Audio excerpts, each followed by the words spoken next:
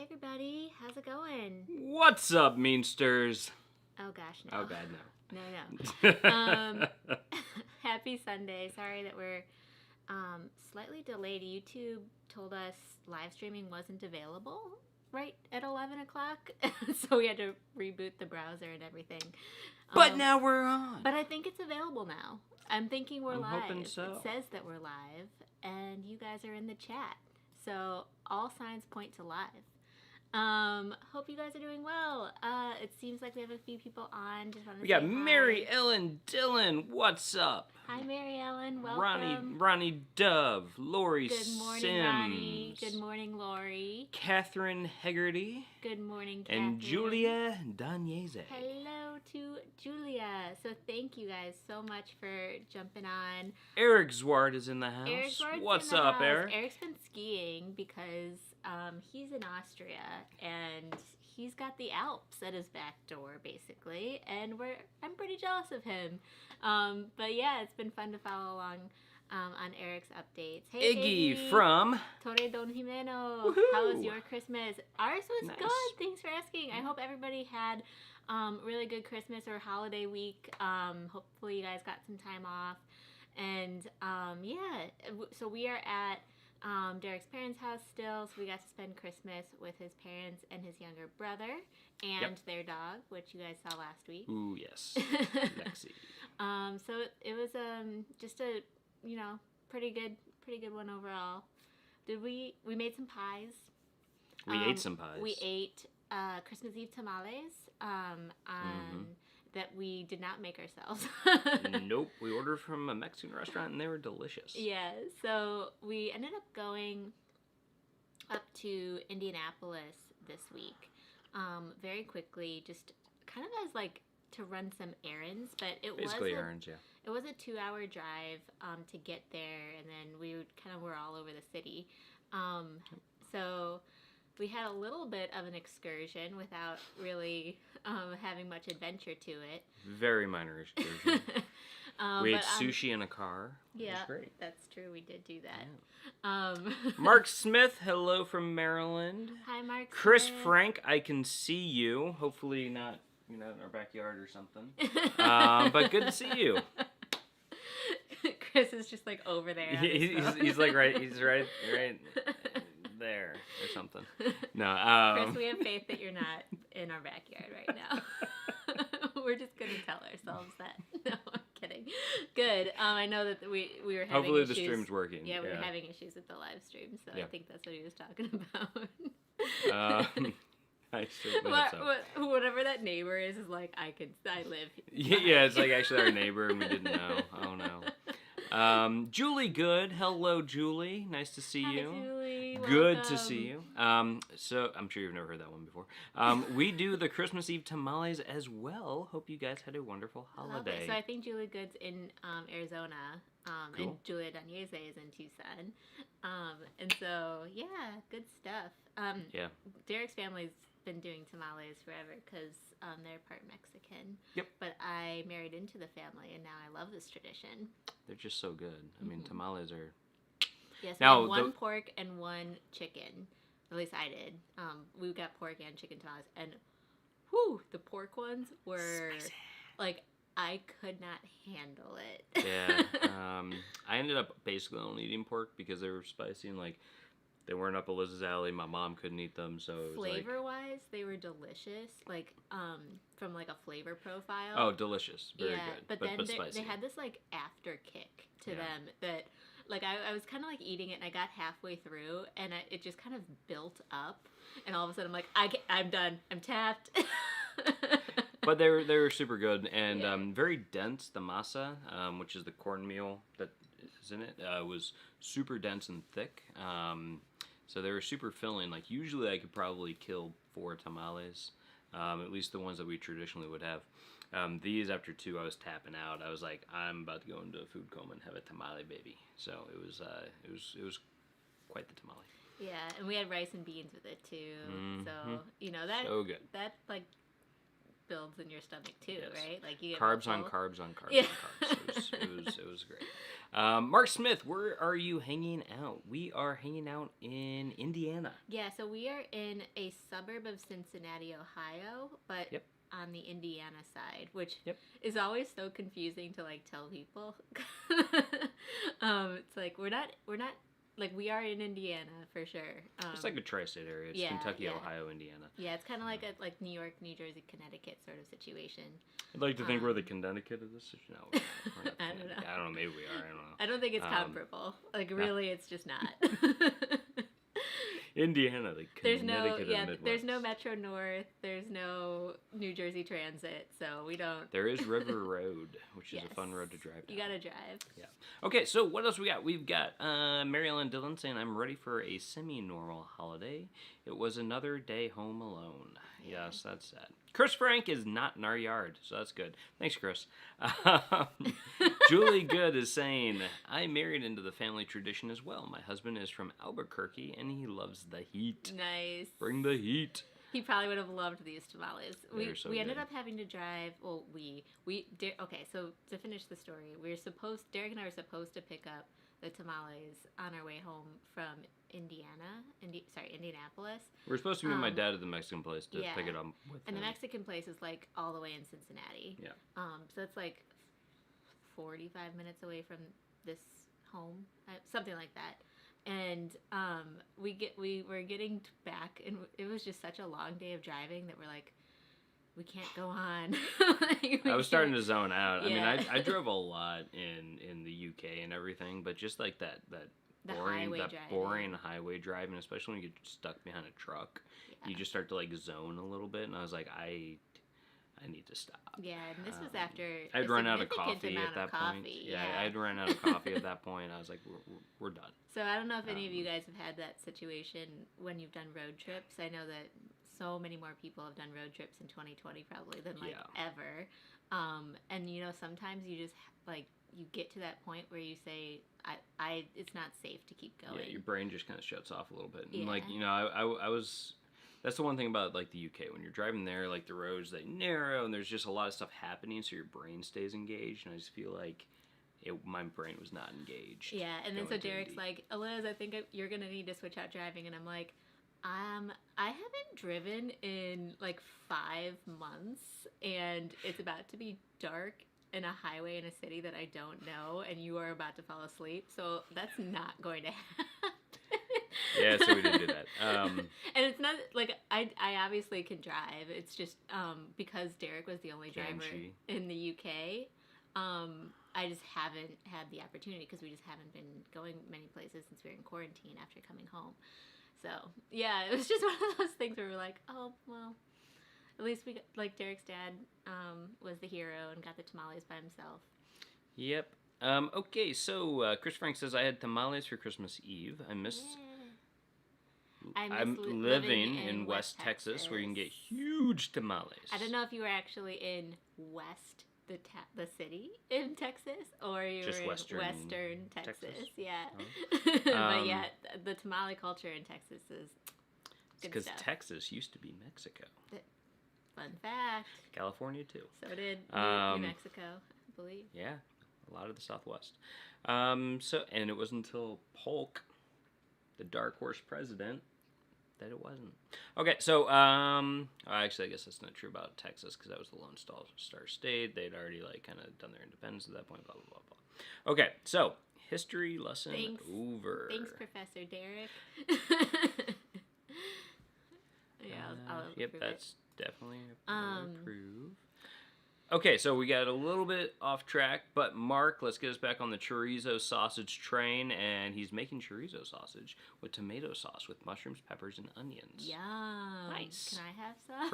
For lunch.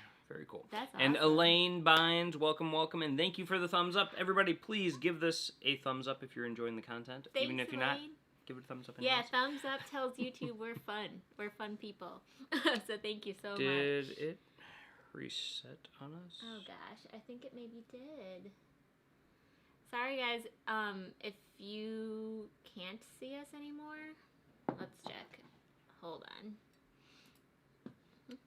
Yeah, I'm trying to see if we're still live. All right, it looks like we might be live still. Guys, I'm so sorry to ask you, but in the chat, if you can hear us and see us and all that jazz, please let us know, because we're getting some weird feedback from YouTube right now. It's not really like showing us that we're here. It says we have an excellent connection. Yeah, it does, doesn't it? All right, Katie Smith says we are still live. Mary Still Ellen Dillon, live. refreshed. Thank you. Okay, good. Yeah, I kicked my phone out, so that's how I noticed that something was wrong. So I'm so sorry. Yeah, I'm getting a Clorox ad on mine. I mean, that's an important thing to have, I guess. Okay, Maybe I'll get paid for that sorry. Clorox ad. I don't Sorry know. about that. Okay, so it takes, Mark Smith says, it takes a week for my stomach to recover after Albuquerque. Too many green chilies. Wow, a week is a long time. That's a Maybe lot you of green should chilies. hold off on the green chilies. And thank you, Evan. Thanks, Evan. My little brother's just brought down a new pot of coffee. So now we're Because caffeinated. we need all the caffeine we can get. Holy crap. Oh, Is it hot? I didn't think it was going to be so full. Okay. Oh, well. And it's hot. Whoops. Okay, so let's see here. Mark Smith. I-95 South through North Carolina is super boring and takes forever. Yeah, I'm hoping to get to be able to go to North Carolina this year, because I still haven't been, and it's one of the handful of states that I need to get to. But we'll try to do like back roads or something, make it a little bit more interesting if that's possible. Iggy used to drive Orlando to DC, stopping once in North Carolina for lunch, gas, and bathroom break. Can't do that anymore. Yeah, that's quite the drive. And Alan A says, hello everyone, looking forward to 2021. So happy New Year's Eve. Thanks, Dad. Yeah, I think we're all looking forward to 2021, and we're going to use this live stream a little bit to talk about like New Year's resolutions and New Year's planning, if you guys are into that sort of thing. We were kind of talking about it earlier today, and we're like, well, it's hard right now because there's so much up in the air. And then so I went and I right before this I looked back at what I wrote for my 2020 New Year's resolutions in my notebook, and I was like, oh well, I at least accomplished a few of them. That's something to be said, like little goals and everything. So I think that was one of those, like, give yourself a little slack if 2020 didn't go so well, but 2021 maybe pick up where you left off. Yep. So I just brought your phone over here, turned mine off because I'm afraid actually the bandwidth might be an issue, and we have too many things maybe connected to the Wi-Fi. So is your dad streaming soccer? Yes. There it is. There's a soccer game being streamed upstairs right now, so I might need to go have me a conversation. No. Okay, so where else are we? Mary Ellen Dillon has never had tamale but doesn't like spicy food. You can get them non-spicy usually. Yes, the chicken ones that we had were... So Derek's mom can't handle any spice at all due to the medications that she's on. And so she was able to eat the chicken ones. They were completely like zero spice whatsoever. And you can even ask them if you're... Because we ordered them in advance and brought them... I think we ordered them several days in advance. So you could also say, like, please don't add anything spicy. Which is, it's nice that they can accommodate that. But if you go to somebody's house, sometimes they'll be like, oh yeah, not so spicy, and then it's like still got a little kick to it. So you just have to be pretty upfront about it, I suppose. And yeah, so if this happens again where it like all of a sudden breaks into an ad or something, you have to just refresh. Yeah, just press refresh, and hopefully that will do the trick. I'm not really sure what's going on with YouTube today, but I'm just grateful that they got to a point where they said that we can go live. Because right at 11 they were like, nope, no. And then Iggy, yeah, you said you restarted. Lori Sim says, my son came over and we ate Christmas dinner together. My parents dropped off honey baked ham and all the goodies. We all exchanged gifts on the doorstep to socially distance, but over the best over the best you could do. That is really great that you were able to like at least coordinate something that felt safe and felt responsible, and still were able to see your family. I really like that. Yes, it is a means to travel pillow. Yes, it is. In fact, there's a black side too. Yes, just in case we need to have color options. So Mark Smith, pillows. I doubt anyone's gonna want a means to travel pillow. Other No, than Mark me, Smith but- says, was that a means to travel pillow in the chair? Oh yeah, yep.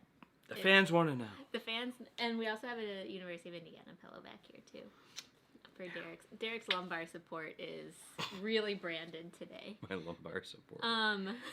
Okay, But I don't know why gonna, it's actually. Sorry, I was gonna keep saying with Lori because she was able to coordinate seeing family members and stuff. So when we were in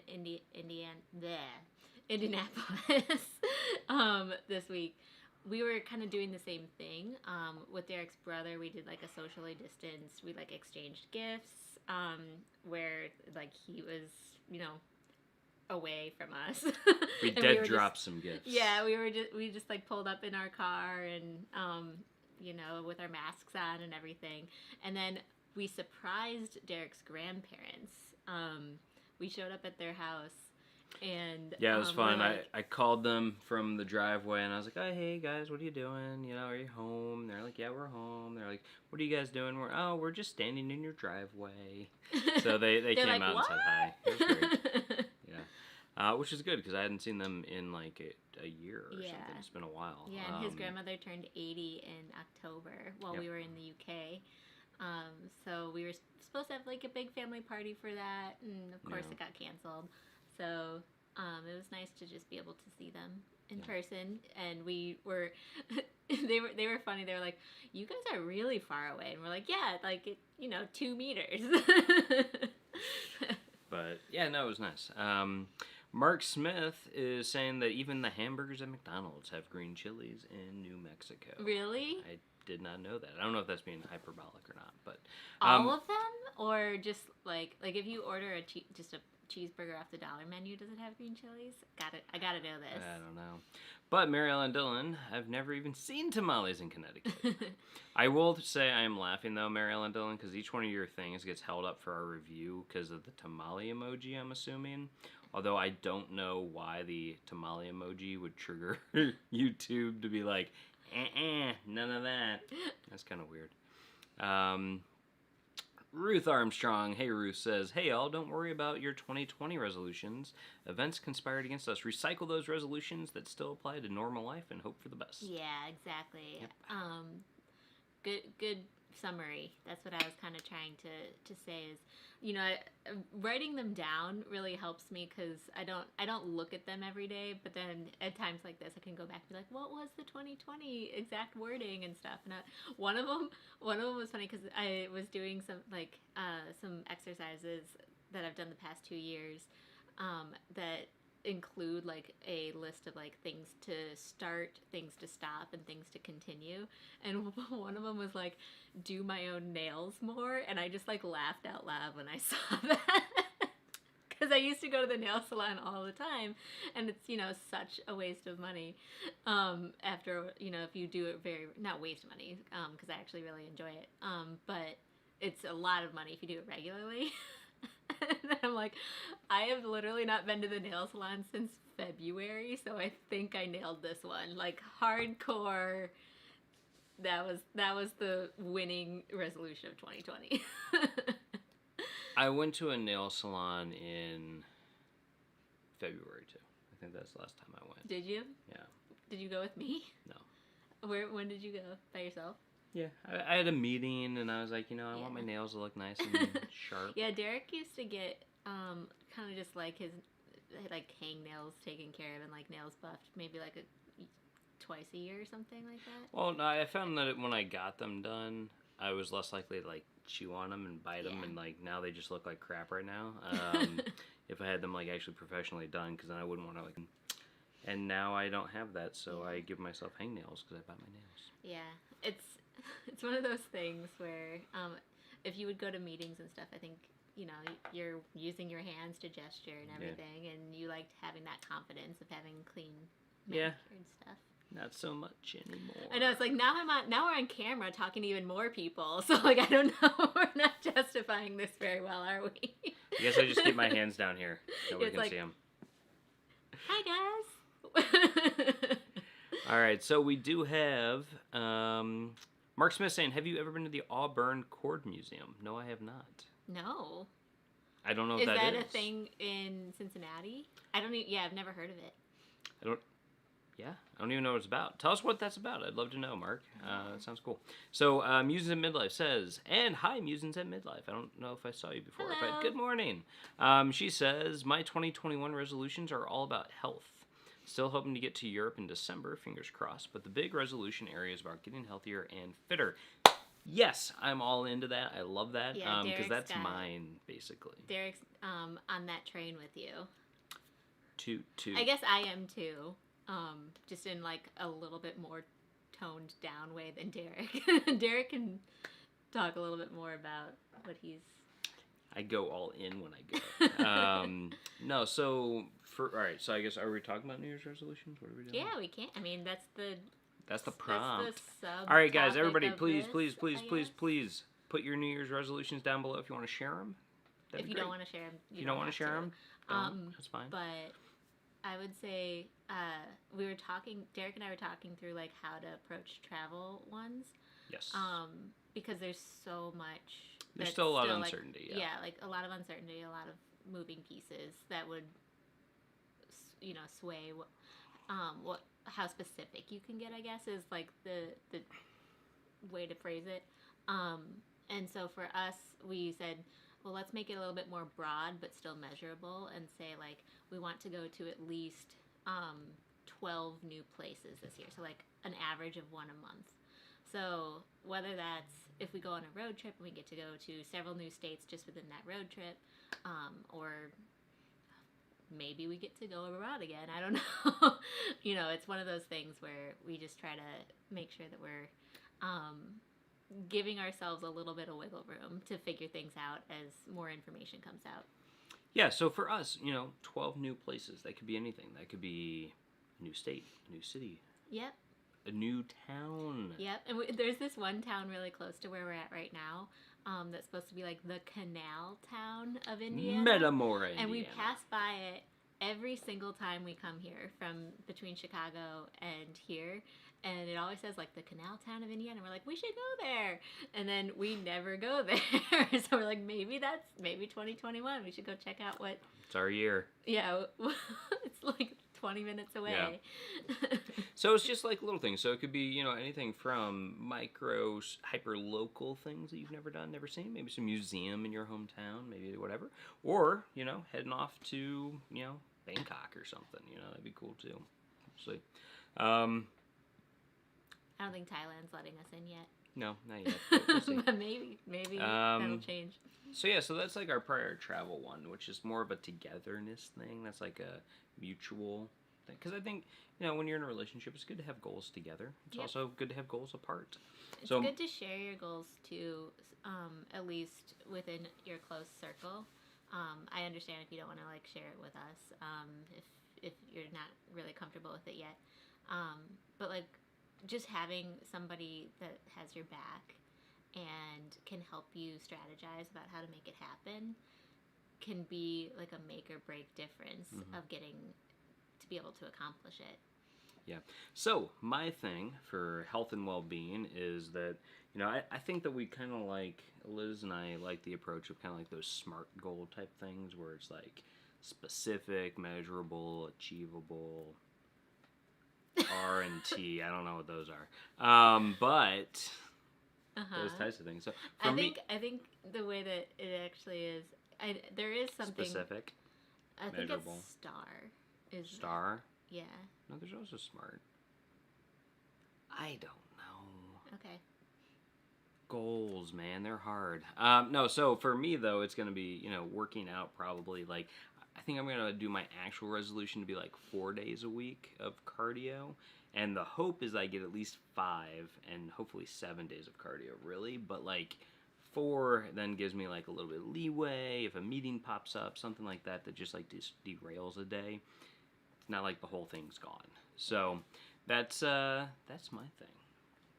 All those days of cardio. Yeah, and then you're also talking about. I mean, I don't want to overshare, but you were saying like that you were looking at changing up some of your healthy like foods to more healthy foods and stuff. Yeah. I mean, food stuff. After the holidays, it's I'm likely gonna go back and try to do some sort of like keto, modified keto, something like that. Just as a way to kind of jumpstart some stuff. But it also depends on what our travel plans look like in the new year and all that good stuff. So that's kind of what I'm thinking. Yep. Yeah. I'm also wanting to read a lot of books and do a bunch of stuff. So I don't know. We'll see. Yeah. So I think that's really cool. I'm sure Derek will be sharing with you guys if he goes back to doing all that stuff. And I'm still working on my goals, and I think I'm giving myself leeway to say that that's okay, because I like to make them with a lot of thought in mind, and I just haven't, I just haven't had time to sit down and do that. But with travel, our goals are definitely to continue to travel and do it safely and responsibly. We're just probably being a little bit less specific this year than in previous years. And that's okay, right? Like, I mean, we just, like in 2020, it was supposed to be that we were going to go to each continent and like... So we're letting 2021 unfold a little bit for that. Yep. Okay, so Katie Smith says New Year resolution: send out more notes of gratitude, emails, text, letters, and take more walks outside. Very nice. Thank you, Chris Frank. Okay, so STAR goal setting is specific, testable, attainable, and relevant. Yes, that's what I was remembering. Nice. Yeah, and there also is a SMART one too. That's I think probably all of those things with like M in there or something. Measurable. But yes, yeah, exactly. Relevant. That's the R. I like that. Okay. And Katie Smith also wants to travel more in 2021. Nice. Yay, Katie. Lori Sims. Katie, are you going to I think it's Guatemala still in 2021? I'm curious. But yeah, she said we'd love to do more travel in 2021 too. Good. Yep. Lori Sim says, I usually do not make a resolution. I'm working on adjusting my thinking so I see the most positive in situations. So this will continue in 2021. Nice. I like that, like the silver lining approach to things and like try to see the positive glass half full kind of personality. I Totally. Like it. Which is how I like to be personally. I think we somehow skipped a conversation about haircuts. Mark Smith is going to get a haircut on Wednesday. Yes, and Lori says when I cut my hair, call it the COVID cut. Nice.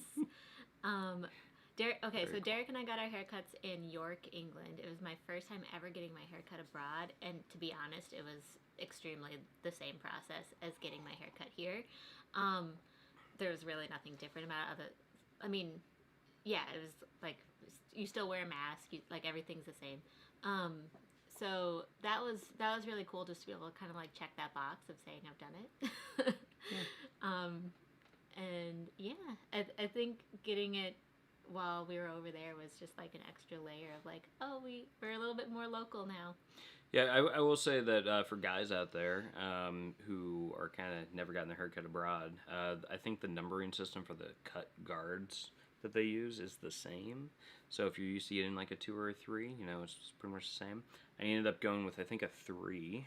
It's grown back a little bit since then, but that's what I got. Ooh, and another restart on this. Derek, like, pulled up his headshot from work and just showed it to the guy. He's like, this. I don't know how to communicate what I want other than, like, this. And it's like, that works.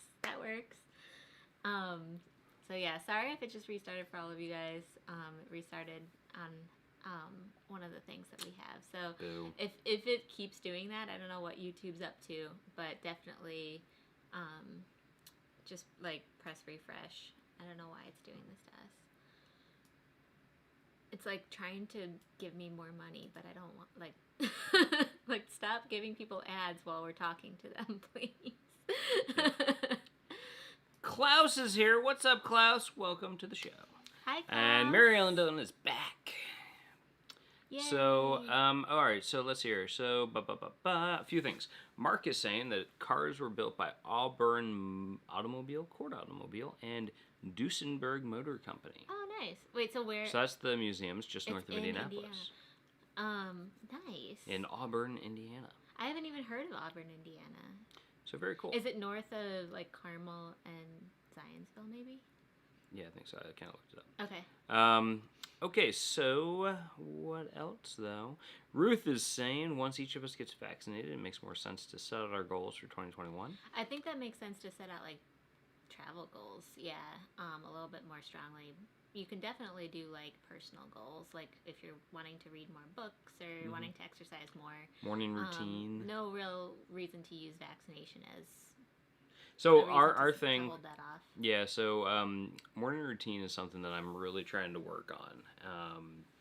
Because I think it's important to like start the day off right that way and have that kind of structure in there. So I'm working on like calendar blocking, trying to use that as a way to kind of manage my day and my time to kind of know what I should be doing at any given time. Which is like so heartwarming to me because I love calendar blocking and I love that Derek's finally trying to incorporate it. Yeah. I mean, I used to do that when I was working on like big projects Totally. or, studying for a big exam, things like that. I used to do calendar blocking quite a bit, but in my daily life, not so much. But now that daily life has merged so much with everything else, I'm like, ooh, I do need this. I kind of need this like artificial structure, I feel like, in my life to help, frame what I do on a day-to-day basis. I find it really helpful to do it like for the week. And not really go unless there's like something that you know is going to be super regular. Like you can have standing appointments on your calendar, but if you frame it up for the week, then you kind of can start the week on autopilot versus like having to prioritize, like figure out what's top priority. Yep. And then as you go along, you can move different blocks around and stuff like that. Based on what things that come up, but you still have made time for everything theoretically. So for those of you guys who aren't familiar with calendar blocking, there is a YouTuber that I've been subscribed to for years, and she's all about like productivity, and her name is Amy Landino. Her YouTube channel is Amy TV, and she has done calendar blocking videos. Now it's probably been a couple years, but she's even written a book more recently called Good Morning, Good Life, and her like walkthrough of how she uses Google like the free Google Calendar to calendar block her life, is exactly how I started incorporating it into both my personal life and my business in order to like get stuff done. Yep. She's also about bullet journals and all that kind of stuff too. Right? She's a little bit more into calendar blocking than that, than bullet journals. But yeah. You can find her tutorials. I think she made one last year about like how she does New Year's resolutions too. So that might be helpful this time of year too. Yeah, I'm sure she'll put out a new one as well. So, but real quick, because I don't want to lose it. Lori was saying that she was talking to Darian last night, and he was able to give her more information on the September Germany trip, and she is looking into flights today. Nice. Very cool, Lori. That's awesome. I know that Darian, I think last time I checked, he only had like one spot left on that Germany trip or something like that. So it's really cool that he's got a super fun group together. Yeah, that's awesome. Going there all together. Very cool. Eric Zwart. We've read it. I read that book, and then basically told Derek he needed to read that book. I actually listened to Atomic Habits about a year ago on Audible. Because James Clear actually reads it himself. Like he's the narrator of his own book. And I thought that was really cool just to have the author be the one who's actually reading it. And it's phenomenal if you want to start doing something that you can't, like you just haven't figured out how to do, but you really want it to do. I might give it a re-listen. I've read and listened to it before, but maybe we can re-listen together. It's something to listen to, and motivational. Especially when you're getting into a new habit for the first time, it can be a powerful thing to have that kind of like self-fulfillingness reinforcement to it. Reinforcement, which is nice. Kind of like whenever I'm starting like a new like workout routine or thinking about like healthier eating and stuff like that, I'll try to watch and consume a lot more content that's about that stuff. Yeah, because it just helps you get in that mindset to actually be doing it. Yeah, and just to piggyback on that, so James Clear is a former college athlete, and he after college started a blog that just where he like researched what forms successful habits, and that blog became so successful that it like turned into a book, and like a really popular e-newsletter and stuff like that. And so he's just kind of become like the guru of habit formation and how to do it successfully, and like almost trick yourself into doing it. Yeah. He's all about like micro habits and Yeah. like little things that build upon each other Yeah. to make like massive change. Yeah, right? exactly. Which is great. I think all that stuff's good. This is a travel channel, by the way, but you know, well, whatever. I still think talking about New Year's resolutions is pretty cool. And they can be travel related, and everything that we've talked about can still be travel like you can apply it to your travel planning, to all of that. Yeah. So like as Mark Smith says, schedule is determined by pickup and return of library material. Very cool. So for me, one of my things. So again, there's a lot of things I just want to like make more time for in my life, right? That's kind of what to me 2021 is going to be about, is like finding the space for different things that, you know, bring joy to me, to us, right? And so like together it's really travel is like the major thing that we love doing together, other than, you know, hanging out and all that kind of stuff, and talking to you guys. But it's something we're like both extremely passionate about, and I know all you guys are too. So like that's one thing, but like for me there's like all those other things that are also, you know, make us individuals. And so like some of that might be like working out, or, you know, reading books, or, you know, my photography, her videography type stuff, like all that kind of stuff that we like and love, and trying to find out how do we make more space for that, more time for that and everything. And you know, that's really for me what 2021 is going to be about, I think. Good. I hope. Yeah. Okay, so but one of those Bravo. is definitely reading, and you know, for me that's reading and listening, because I do love me a good audiobook. Audible, call me. We can have like maybe a sponsorship. That'd be cool. No, Audible is great. I really do love Audible, and they are not a part of this at all. I've spent way too much money on Audible, in fact. Eliz tells me all the time. She's like, "Stop! It's so expensive." It really, like, if you are a just active, voracious consumer of audiobooks. Audiobook listener, like the man to my left here, then it is a pricey habit. I'm hooked. But no, I do love it. And I love it for, you know, fiction, for like novels and stuff. I think they do a great job. Some of the narrators out there are phenomenal. And if you have a long drive, a long trip, flight, whatever, if you're just walking around, you know, going for walks, it's a great way to like, you know, occupy your mind. There's another YouTuber I follow that does a lot of stuff about productivity, but that's not her main focus on her channel. But she was saying one way that she is extremely like productive with her housework is that she'll put in an audiobook, and just kind of like that's her time to read. Is with the, like, she'll put novels in and just like clean her house while she's doing an audiobook, and she's like, and now my house is always clean because I always want to be reading. So I'm like, smart. I mean that's what I do while, you know, like when we were in Europe, I would put on an audiobook and like do dishes or something like that, like, because a lot of times we didn't have a dishwasher like we're used to. Oh my gosh, at the so Airbnbs. I would just I took it upon myself. I said, I'm the dishwasher, so I was washing all the dishes, listening to an audiobook. I'm like, don't talk to me. I'm washing and listening.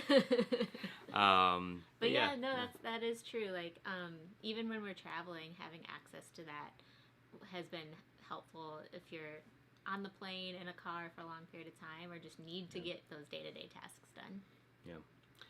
All right. That's why my New Year's resolution for reading is going to be 24 books again. I want to get to 2 a month, which should be achievable. And the audiobooks are part of it? Okay. I count it. I'm definitely somebody who leans, now that I'm older, like when I was growing up, I read so much fiction. I never read nonfiction, and I've completely switched.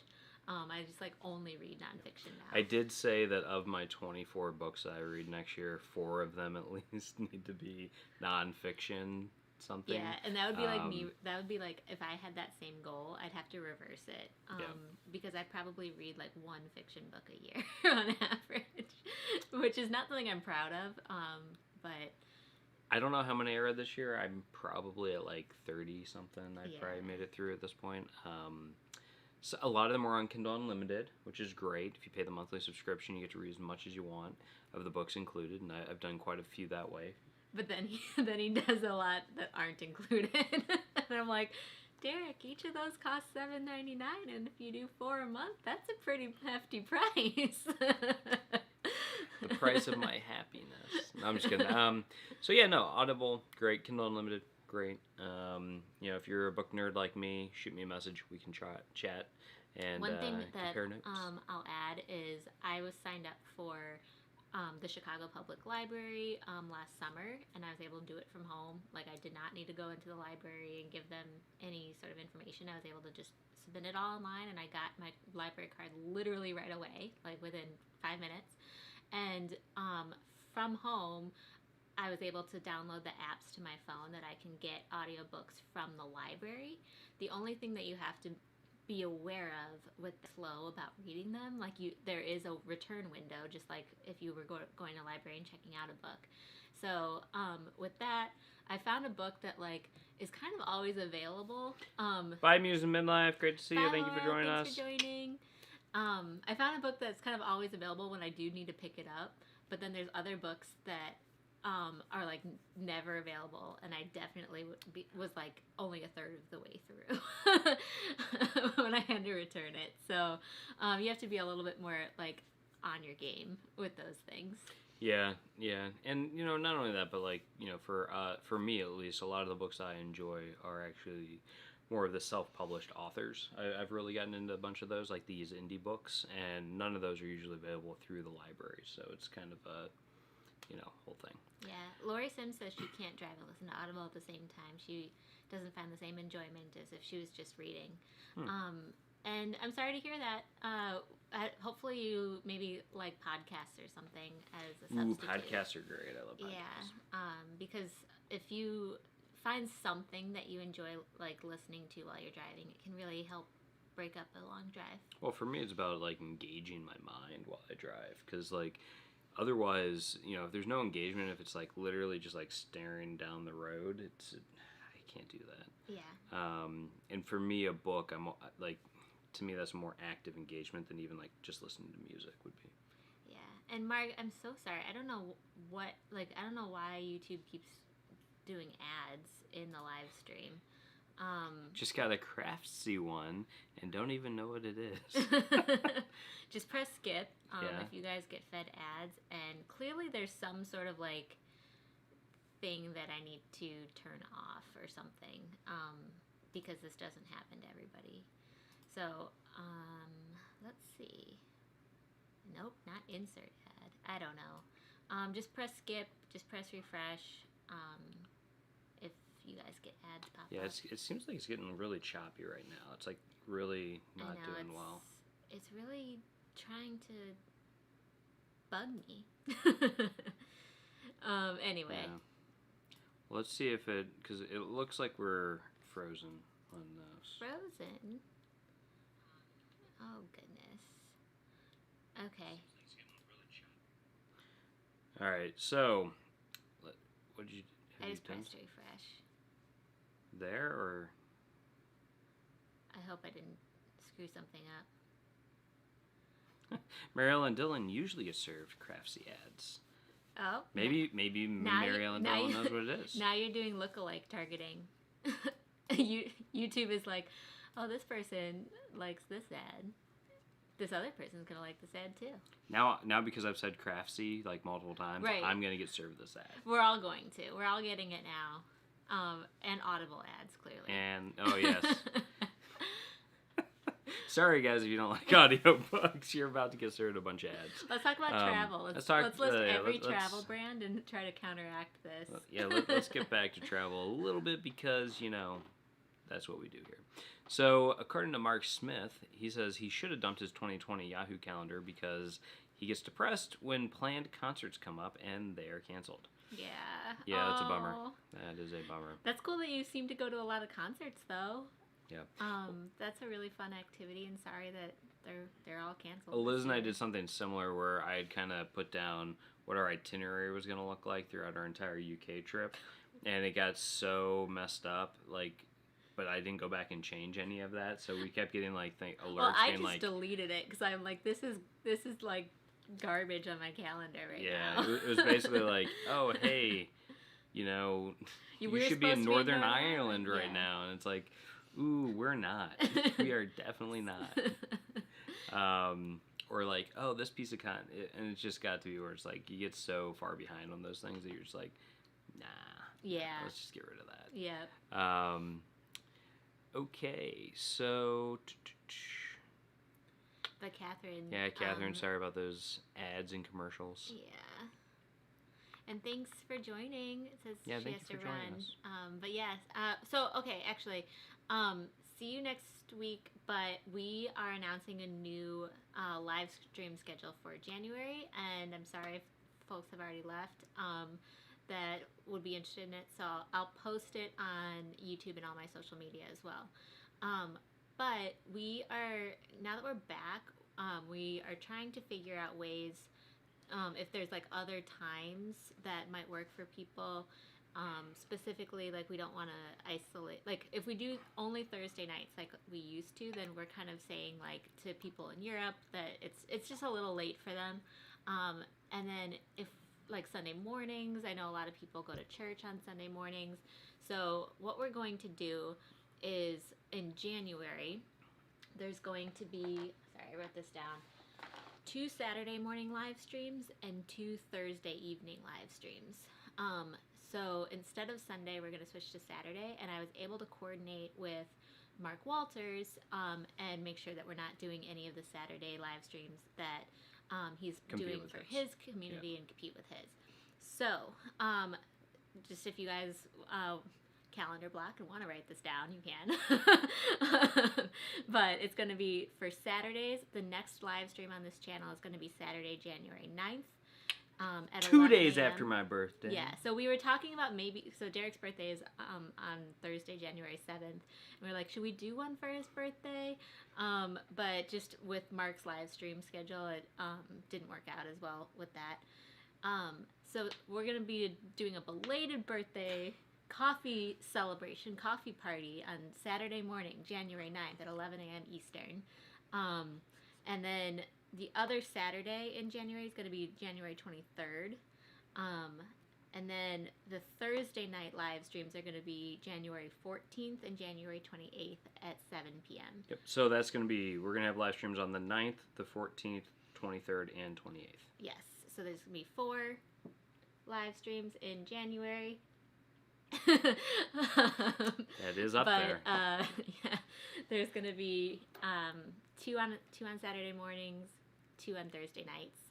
So hopefully these times work for you guys. Again, we're going to post them, and you can add them to your calendars. Yeah, so and come hang out with us. Yeah, and so that's kind of what we're doing, at least in January. We'll see how that works out, and if we continue that into February, or if we pick one or the other, and we will go from there. Yeah. So. Plus, we also just don't know where we're physically going to be necessarily throughout January and February, because, you know, we don't know what travel is going to... We say this so many times, but we just don't know what travel is going to look like next year. And, you know, whether we are still here for the first couple months, or if we do make it out, you know, Southwest or something like that, where we have other family. Ideally, we would go west in January, but there's a lot of caveats to that. So So we shall see. We'd only do it, obviously, if we thought we could do it safely, responsibly, and all that good stuff. So there's that. Exactly. Cool. Well, it sounds like we're getting some good feedback on that schedule. So I'm really pleased to hear that. And I hope that we can make this kind of work for everybody, and at least have, you know, the majority of you guys be able to join at the new schedule. We'll see how that goes, and we'll either keep it going in February if you guys are liking it, or you know, make some more tweaks and see how things turnout. So Mark Smith says his old record was 5 concerts in 7 days. Is that you going to 5 concerts in 7 days, That's so or cool. are you a musician who does 5 concerts in 7 days? Oh, good point, actually. I don't know. And he asked another great question, which is, do you have an email list? That is a really great question. I don't yet. Technically, I can collect emails, but I don't have the service. I haven't nailed it down yet. So I guess I'll try to. If you guys are interested in getting email updates, then And reminders and stuff would probably and be stuff, helpful. Yeah. then I can work on that. MailChimp.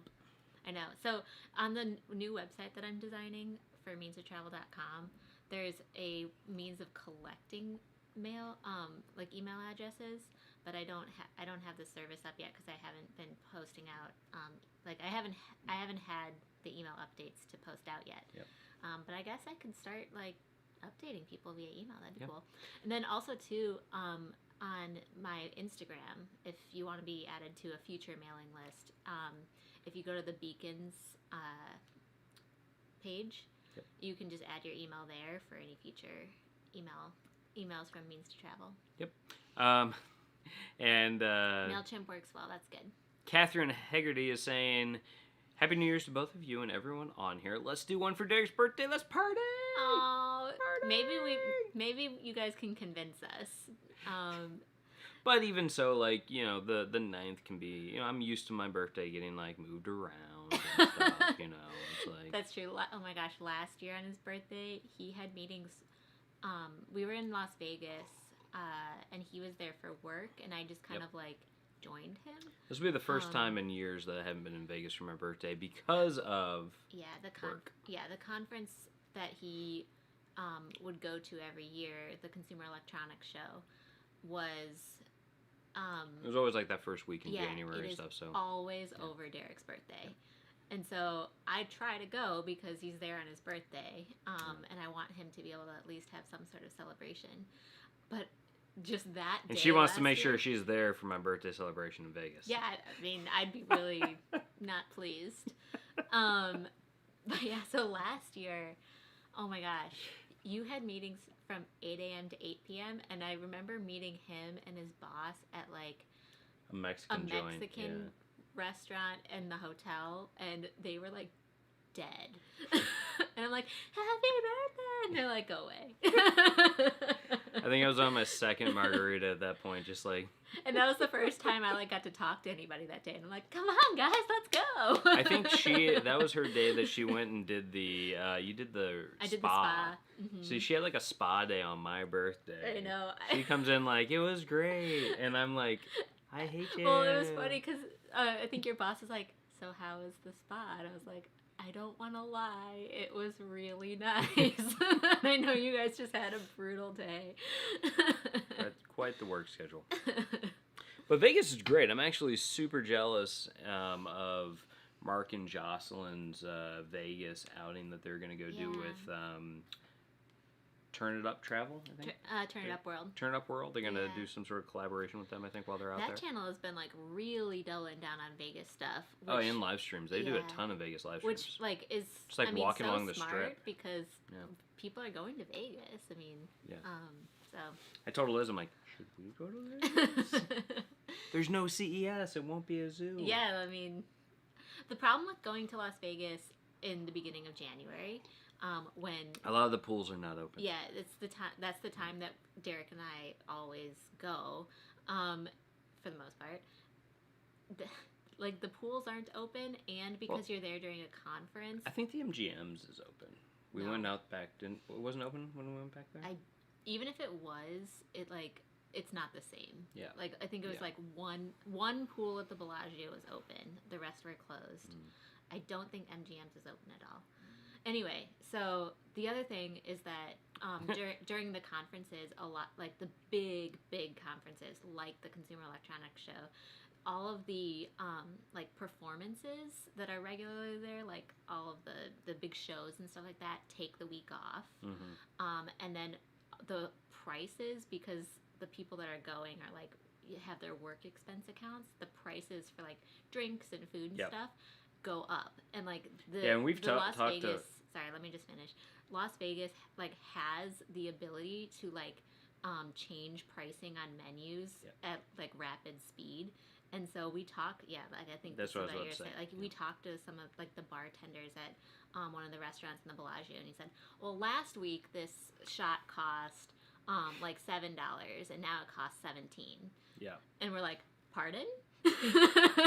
We weren't taking shots. There was a guy that was down the bar from us, like, who was a little obnoxious with his shots and stuff that he was ordering for his lady friend.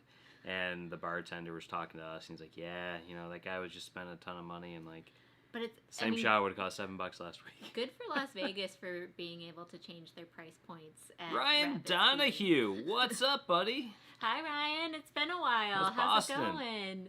Hope everything's going well. You had a great holiday. Yeah, we're just, we're kind of spitballing things right now. Yeah, and Mark Smith gondola rides. They were running those last time we were there. But so the Venetian. I do love the Venetian. The Venetian is where you get the gondola rides in Vegas, and during that particular conference that we go to, Amazon has like their entire show is there. And like our friend works at Amazon in Seattle, and like when he's there, that's where he stays. Like Amazon basically like rents out the Venetian for all of their stuff, all of their employees, because they have the employees stay at the same place that their show is. So you kind of have to like make a point to go. Otherwise, there's not really like there's more than just Amazon there. Yeah. It's not just the Amazon contingency. There's other people that are there, but it's mainly Amazon. Amazon's a big chunk. And Amazon's also got other things in other locations Yeah. and stuff too. It's a sprawling show. It's massive. But hey, Thomas Reiser's here too. What's up, Thomas Reiser? I hope everybody has had a great Christmas and holiday season so far. We do have New Year's coming up. We had been talking about, for all those who weren't on before, we were talking about like New Year's resolutions and all that stuff. Our New Year's resolution that is travel related is going to be to see 12 things next year that we haven't seen before. So that's going to be, or visit 12 things that we haven't visited before. So that could be a discrete location, a city, a town, country, a continent, big or little. We just want to do 12 new experiences. So that's our thing. We're hoping it's going to be bigger ones, but it might have, we're going to... We're realists, Yeah. 12 things.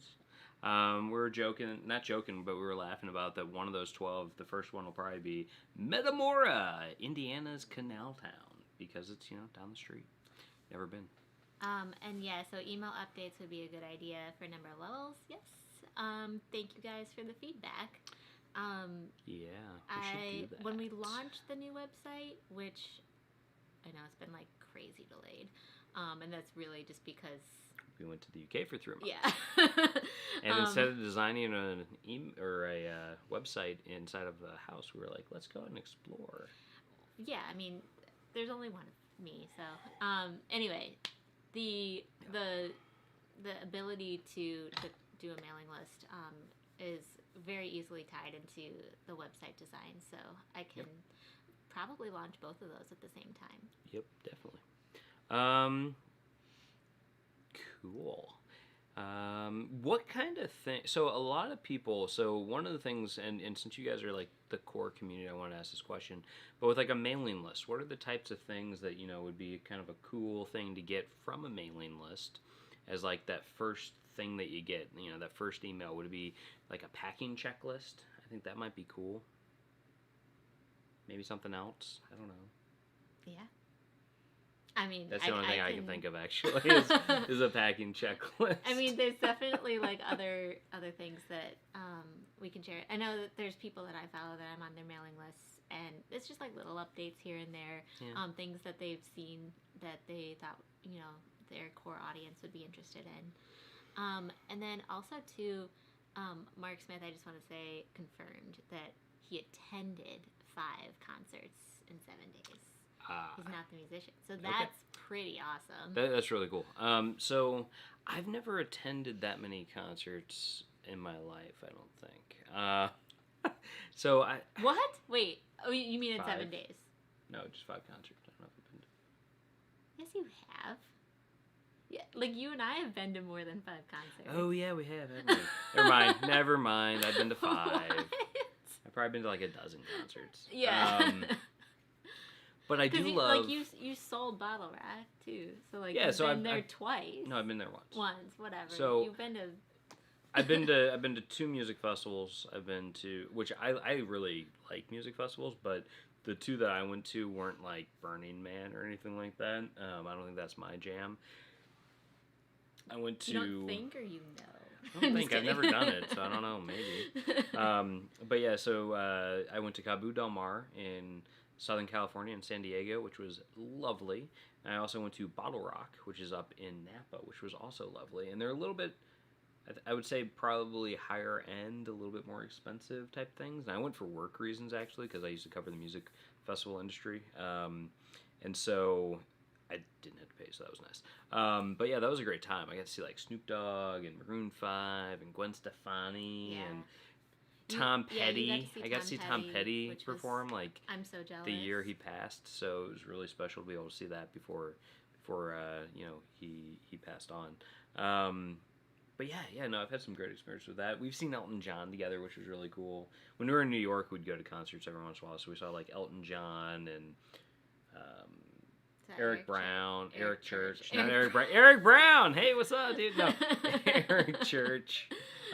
We saw Eric Church in New York. We've seen him in Chicago. We've seen Shakira. We saw Shakira, my gal. I love Shakira. She, Sorry if you guys don't. I'm a big fan. We're a big fan in this entire house. Last year's Super Bowl halftime show. Awesome. I know it's controversial, but sorry, we're very pro Shakira, so. And J-Lo. Love them both. So, yeah, no, we've seen some good concerts. Yeah. Yeah, so Derek was just like, I don't know, I was forgetting. I don't know. I don't know. I was like, pardon me? I forget sometimes. Okay, so Kim M says, packing checklist, travel tips, updates, blog, budget, or booking tips maybe. Yeah. Oh, great list. Thanks, Kim. Thank I you. like that. So, speaking of packing tips, my Travel Tip Tuesday video from this past Tuesday, I shared kind of like, it's all a bunch of tips in one video, but it's like all my tips for packing shoes and socks in luggage. And I hope you guys liked that one. It took me a little bit more time than the normal Travel Tip Tuesday video, but I feel like it gave a little bit more of a comprehensive overview. So this week is going to be the last of that particular series on this channel. For at least, I'm going to take a little bit of a hiatus and potentially explore some other series that I can do in the meantime that are similar, you know, travel advice, travel help related.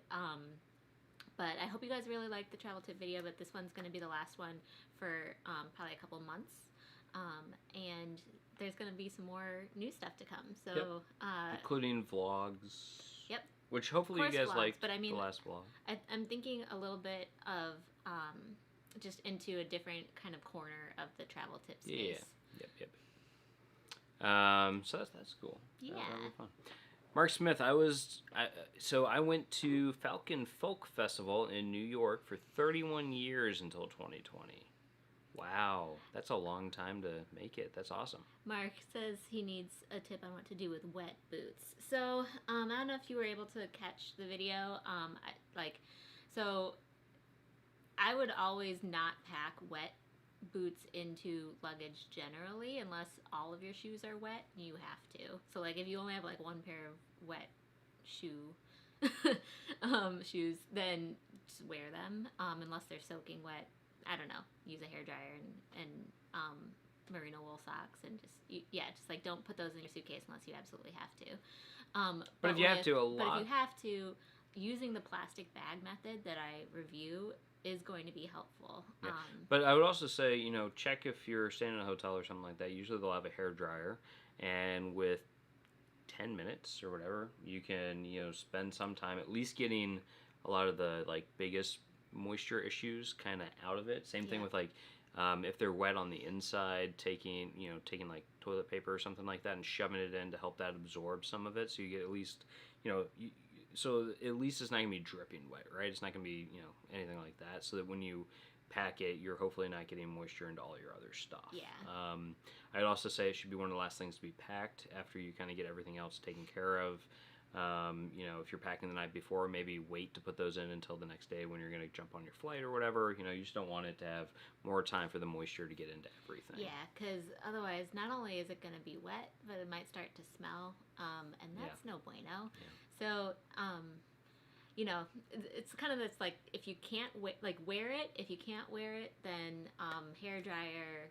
Yeah. Toilet paper. Yeah, like blot it out as much as you can, Yeah. and then put it in something that's like a waterproof, Bag. plastic bag or something that won't leak out. Yep. Julie Good, I recently found a shampoo bar and thought it would be a great liquid space saver when packing. Have you tried any of those, and any thoughts?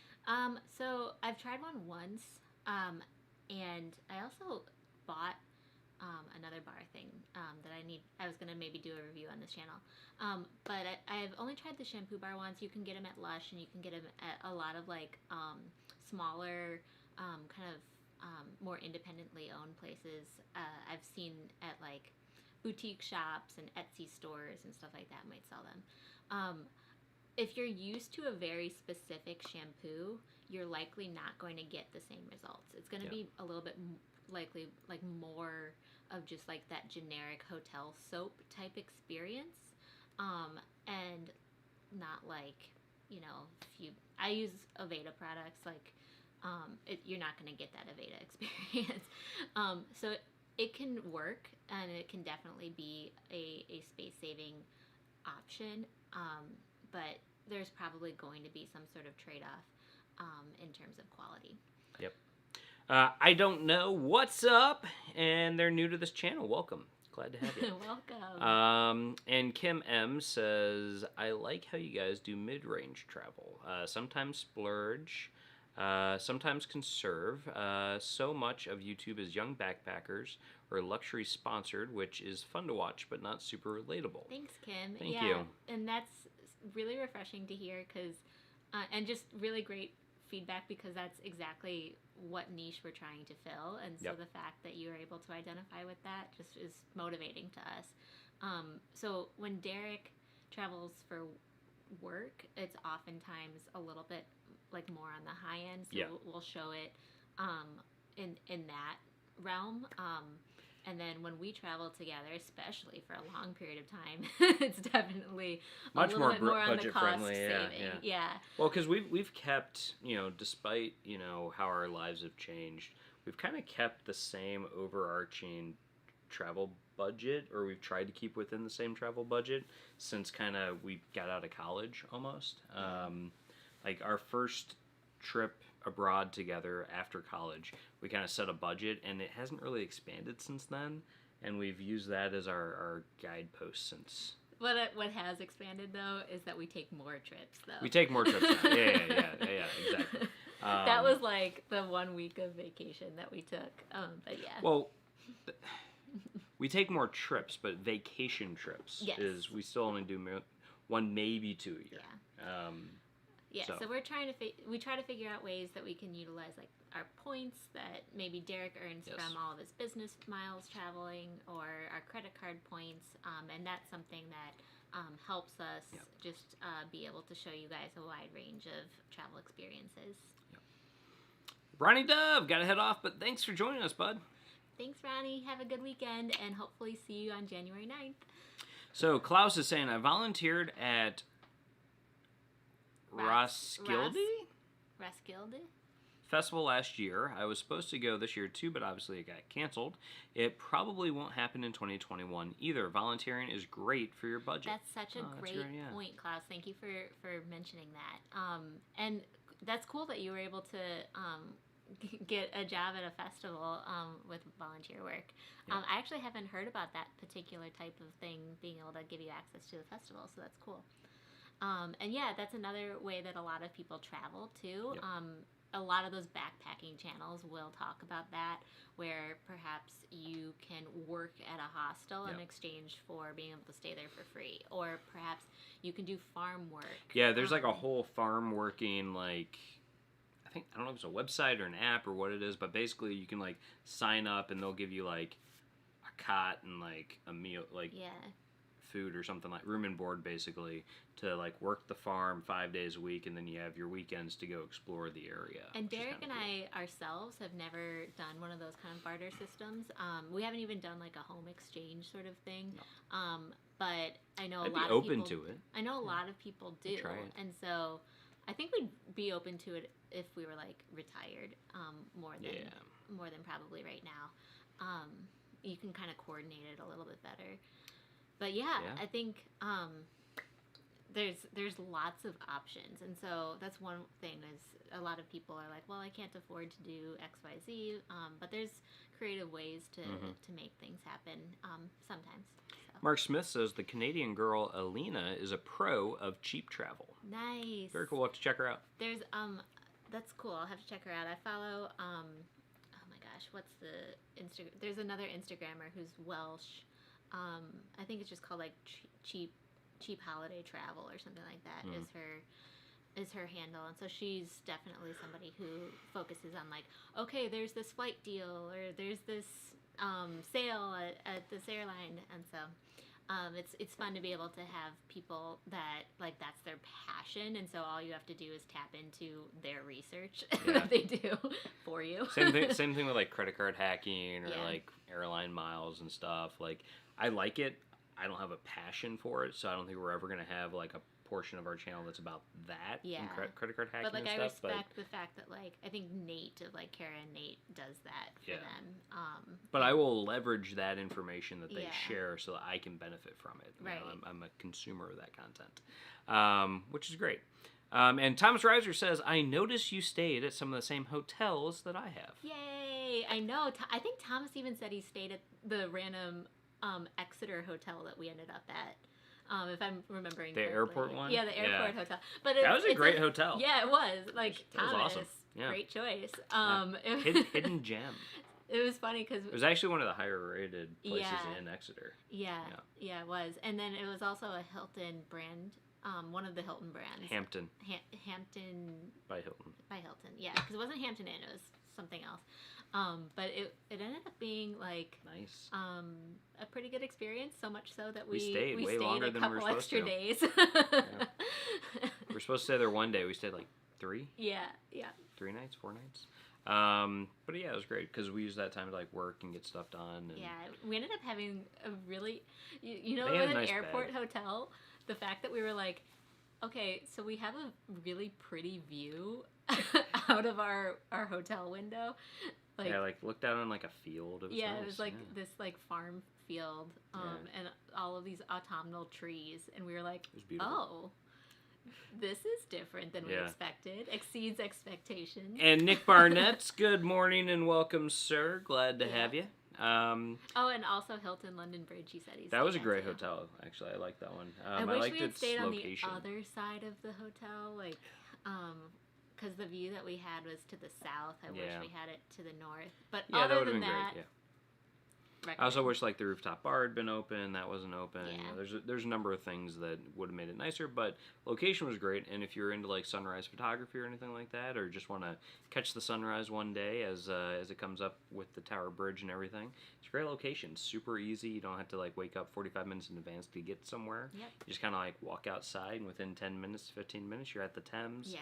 Checking it out, which is pretty cool. It was, perfect location for London. Oh yeah, totally great. And we got it for like £89 a night, which it was cheap. It's like a laughable amount of money compared to what it would have been a year ago. Like a year ago, it would have been like £300 a night. So, usually we wouldn't actually stay there for an extended period of time. Like this time, it's like, man, if we'd been there for like a week, I would have been like, yeah, let's stay there the whole time. Yeah, like, that would have been great. Yeah. But luckily, we had friends in Greenwich that we were able to go stay with for a few nights, which was awesome. It was great seeing them, hanging out, and checking out, what Greenwich had to offer. Which was pretty neat. You guys got to see what we saw in Greenwich finally, in the travel vlog that we posted last week. And I'm going to be starting to work on the next few. This coming week, I took a little bit of a travel vlog editing break for Christmas, and then we're gearing back up, starting today, tomorrow. Do you want to give them a sneak preview about what location it's going to be? Do you know what location it should be Kent, theoretically. Kent. I like Kent. Kent was nice. Yeah, but I haven't storyboarded it all out yet. Okay. So you're putting me on the spot a little bit. I don't know if I'm going to be splitting up Kent or if it's going to be a whole Kent. Clearly, we have not talked about this part yet. I'm just Derek, curious. Shut up. I just want to know. I'm like, Derek, what did we do? I want to see us go on adventures. Well, it's great. It allows me to relive it. You know, kind of like right now I'm going through and I'm doing all the editing of photos and stuff, and it's like, oh, hey, look what we did 2 months ago. It's so nice. Okay, Nick Barnett says, wow, yeah, a 2-digit amount of pounds per night is crazy cheap in London. It really is. Yeah. Yay, Nick's on. Hi, Nick. We already did that. Oh, I'm sorry. And Katie Smith is back. Double hi, Nick and Katie. And Ruth is saying, has anyone been anywhere they're doing more stringent screening for the new coronavirus or what that's like? No. I do know, though, that we're very happy that we got back when we did from the UK, because they've actually put into place now that coming from the UK to the US, you do need to provide a negative COVID test within 72 hours of your flight. Yeah, so for those of you guys, this is new information. I just forgot because it came down on Christmas Day, and it starts on the 25th. On the 28th. If you are returning from the UK to the US, such as we did a few weeks ago, you must have a negative COVID test within 72 hours before traveling. And we were kind of discussing how difficult that would have been. Like, let's say, we received that information on Christmas Day, and then we had a flight booked to come home on the 28th. Like, if there's anybody in that scenario right now, I'm sure that they're scrambling. So I'm sending out, like, positive travel vibes to them. Because, we're just very lucky that we came home when we did. Yeah, we're very grateful for that.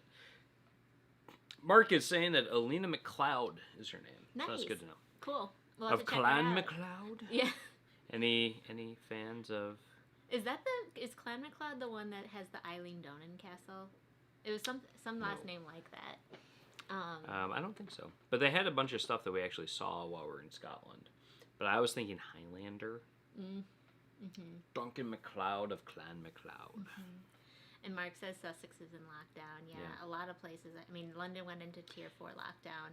Kent, London, a bunch of stuff. Yeah, so scary. I'm hoping that it's going to quell, their numbers and be a good thing. But I'm sure it was just a really, huge bummer. Yeah.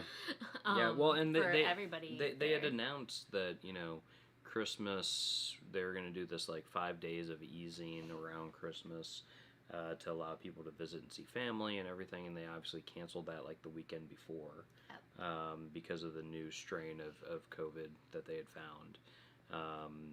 And that caused more than just that, right? I mean, it caused where the UK is now on basically the no-fly list for a bunch of countries in the EU, including France and Belgium and the Netherlands and Italy and all these places that the UK up until that point had been allowed to visit. People from the UK could go and holiday still, and all of that's been closed off at this point. It seems like. Although I do know that I think France eased some of the restrictions that they had in place. Because they had even closed off freight, which was causing the potential for fresh food shortages around the Christmas season. But I know that was causing some major issues and delays down by Dover. France loves their fresh food. That would have been going a tragedy. both ways. Going both ways, it would have caused issues. That'd have been so sad. But so it's kind of a it was a major thing. So hopefully things get better. It's just it's a tough position. Absolutely, and each country is doing the best that they can in theory. So hopefully all of the sacrifices that everybody's making will save lives. Yeah. Mark is saying that she is Ukrainian pre-marriage. So she's not part of Clan McLeod. Well, married into it. Married into it. Just like your clan Zacarias. Oh yeah, so there's one. It's not going to come out for a while. Museum for the second time, and it was actually open. That was fun. And that was super cool because we got to learn so much about. We're the only people there, of course. In fact, they told us when we got there that we were the only people that had visited the museum in 2 months. Yeah. And he was like so excited to talk to us, and even sent me an email afterwards. And so yeah, that was a fun visit. Yeah, that was fun. So yeah, and Brexit, as Lori's saying, will be interesting, for future travel from there. Mark says, have we seen the truck pictures of the channel? You know what? I haven't seen the recent ones. I saw it back in the day. Is it really bad? Is there a bunch of backup? Yeah, I saw those, and the lawyers were backed up for miles and miles and miles. Yeah, that's awful. It's bad. Kim M has a question that we'll get to in one moment, but Nick Barnes did say Greece is still allowing people from the UK to visit, but with an increased quarantine requirement. So that's good. Interesting. Well, I don't know if it's good. Maybe it's not good, but that's at least. That's why I used the word interesting. Trying to be friendly. Yeah. So Kim M says, "What do you consider the pros and cons of a longer trip like the one you did versus a couple of weeks?" So I'll start this off with some benefits of the longer travel. Which is generally it will decrease your cost per day of the trip. The total amount spent will likely be higher because you're there for a longer period of time. We're there for 3 months as opposed to usually being there for like 10 days. I'm just gonna interrupt and caveat that with that's if you're staying at an accommodation for like a long time too. But Stop. Okay. I've got it. Okay, go ahead. So the reason for that is because if you think about it, a lot of times a big chunk of your travel, if you're doing like a trip to another country like us, or to another continent, is that the airfare is a massive part of your expense. And if you're amortizing or if you're spreading that cost out over a 10-day trip versus a 30-day trip, that'll increase your average cost per day quite substantially. But if you're spreading that out over 90 days, obviously it's going to be significantly better from a cost perspective. Additionally, you have the option of maybe getting some discounts staying in places, rather than staying in hotels the whole time.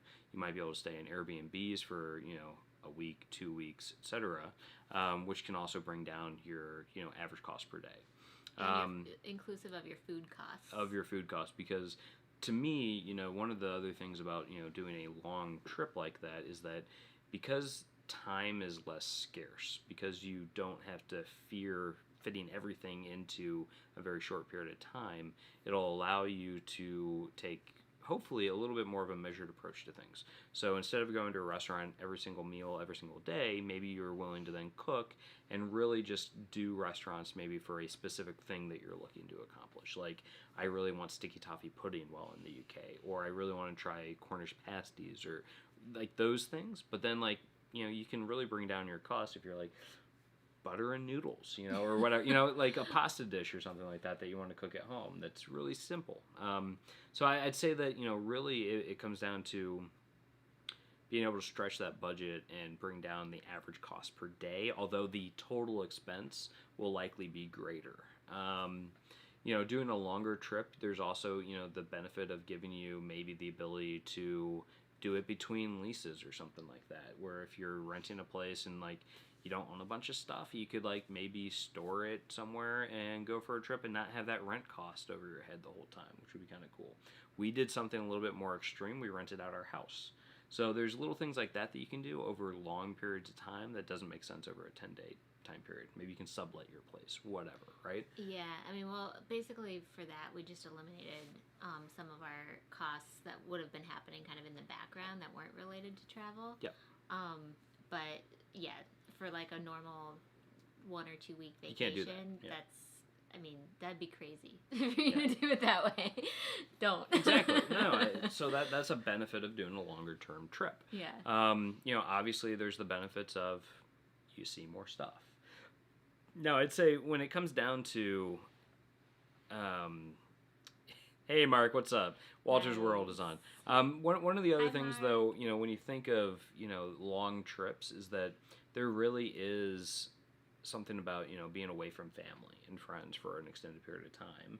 And, that can be difficult. So, I mean, if you have like a really strong, and we do, connection to your family and whatnot, it can be tough to be away from them for that amount of time. So, it's something to think about. Or like with friends, we're lucky that we have a handful of friends in the UK. Mm-hmm. But if we had gone to a country where we literally didn't know anybody, we wouldn't have really had, especially during the pandemic, any means of socializing with people. So there were times even when we were in Scotland, and it was like, I mean, Derek and I are like, we haven't really talked to anybody else besides each other for a month and a half.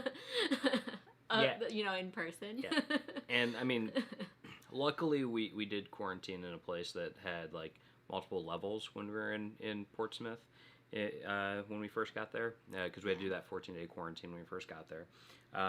But we had a big enough place with like multiple levels, some outdoor space that like there was a little bit of separation between the two of us, but like otherwise during a time like now when you're not really out seeing a bunch of people and you can't really just like go to a bar to get away from your significant other if they're driving you nuts, like I probably drove her nuts sometimes. There is some of that, it's like that's a real thing. Buttercup. I got to hang out with Buttercup, and that was lovely. But Eliz didn't have a Buttercup. I didn't. So no, it does come down to there's just different things like that. Yeah, so there's definitely pros and cons to doing that longer trip. And then with like the shorter ones, I mean, that's really what the short trips are, what are accessible to the vast majority of people. And those you just kind of like, you can make them as you need them to be. And so like the cons to those is like, they are more expensive than probably longer travel, just by nature of how Derek was describing on a per day basis. Yeah, you would probably spend less money over 10 days than you would over 90 in aggregate. Yeah. But it's more expensive per day. What I will say about that's a benefit of that, if you want to look at it that way, is that it because time is a little bit more precious, I feel like you're more motivated to get things done and just like go and just like really crush it, for those like 10 days or whatever that you're there. So I'd say like the density of experiences might be higher in a travel thing like that, which can be good and bad. And if you thrive in that kind of thing where it's like you just go whole hog for 10 days and then you come back and that can be nice. So I think from like a mental standpoint, being able to like completely check out from work for 10 days, or sure, you can hook me up with some more Joe. Check out from like completely like turn off. Whereas when we were traveling for that long amount of time, there was that constant balance that we were trying to strike of like still having time for work and then having time for adventure. That if you're like on a real just vacation, that's the week to 2 week long, sometimes you have a little bit more leeway to be like, I'm gone. Yeah. Now, when it comes to that long term travel, one of the like a longer trip like that, you do have to worry about inertia happening, where like there's just some days you don't want to go do stuff. You just want to be like, we've been traveling nonstop for like 40 days at this point, so like can we just have like a Netflix and chill day, just like hang out in like whatever place we're at. But then you're also thinking about like, but we're only in Cornwall for 8 days, so like if we just chill, like we're gonna miss out on some of Cornwall. So it's like, it's one of those things about trying to find that balance, and like over a long period of time that can be exhausting. Yeah. And I'd say that like we definitely had that a few times where we were close to like burnout, where it was like kind of like we're like, okay, we've been doing a lot nonstop. Burnout's probably a harsh word, but it's a harsh word, but like exhausted. We were just like needed a little bit of downtime, especially because it was all driving. I'd say, which I mean that adds up after 3 months of basically just an extended road trip.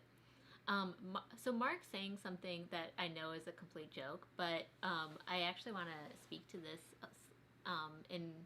in fairness. So Mark says, "Sell it all, then there's more money to travel."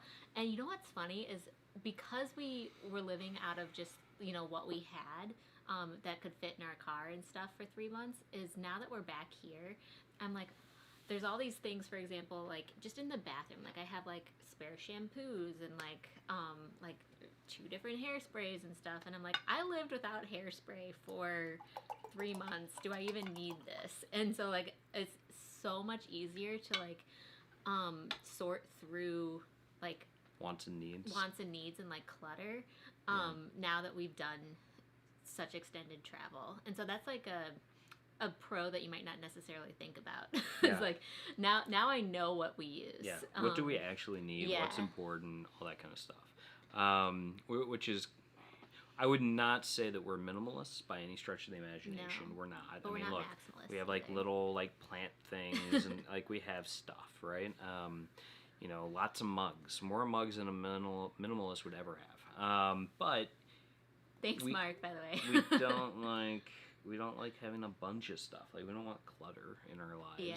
And coming back from something like this kind of helps with that. Yeah. And we have a bunch of stuff in storage right now. It's like when we finally unpack that stuff back into the house, it's gonna be like, do we need this? Like, should we? Why did we pay to store this? We don't want to go full Kim and Kanye and like have a completely empty house. Looks like an empty museum. But it's like now we know like the kind of things that are the true like the workhorses of our lifestyle, and the things that are kind of like the nice to haves. So Nick Barnett says, I am used to having a tight budget and never really being able to afford traveling to wherever I travel to, so I'm all about time efficiency to reduce accommodation costs. Totally. Yeah.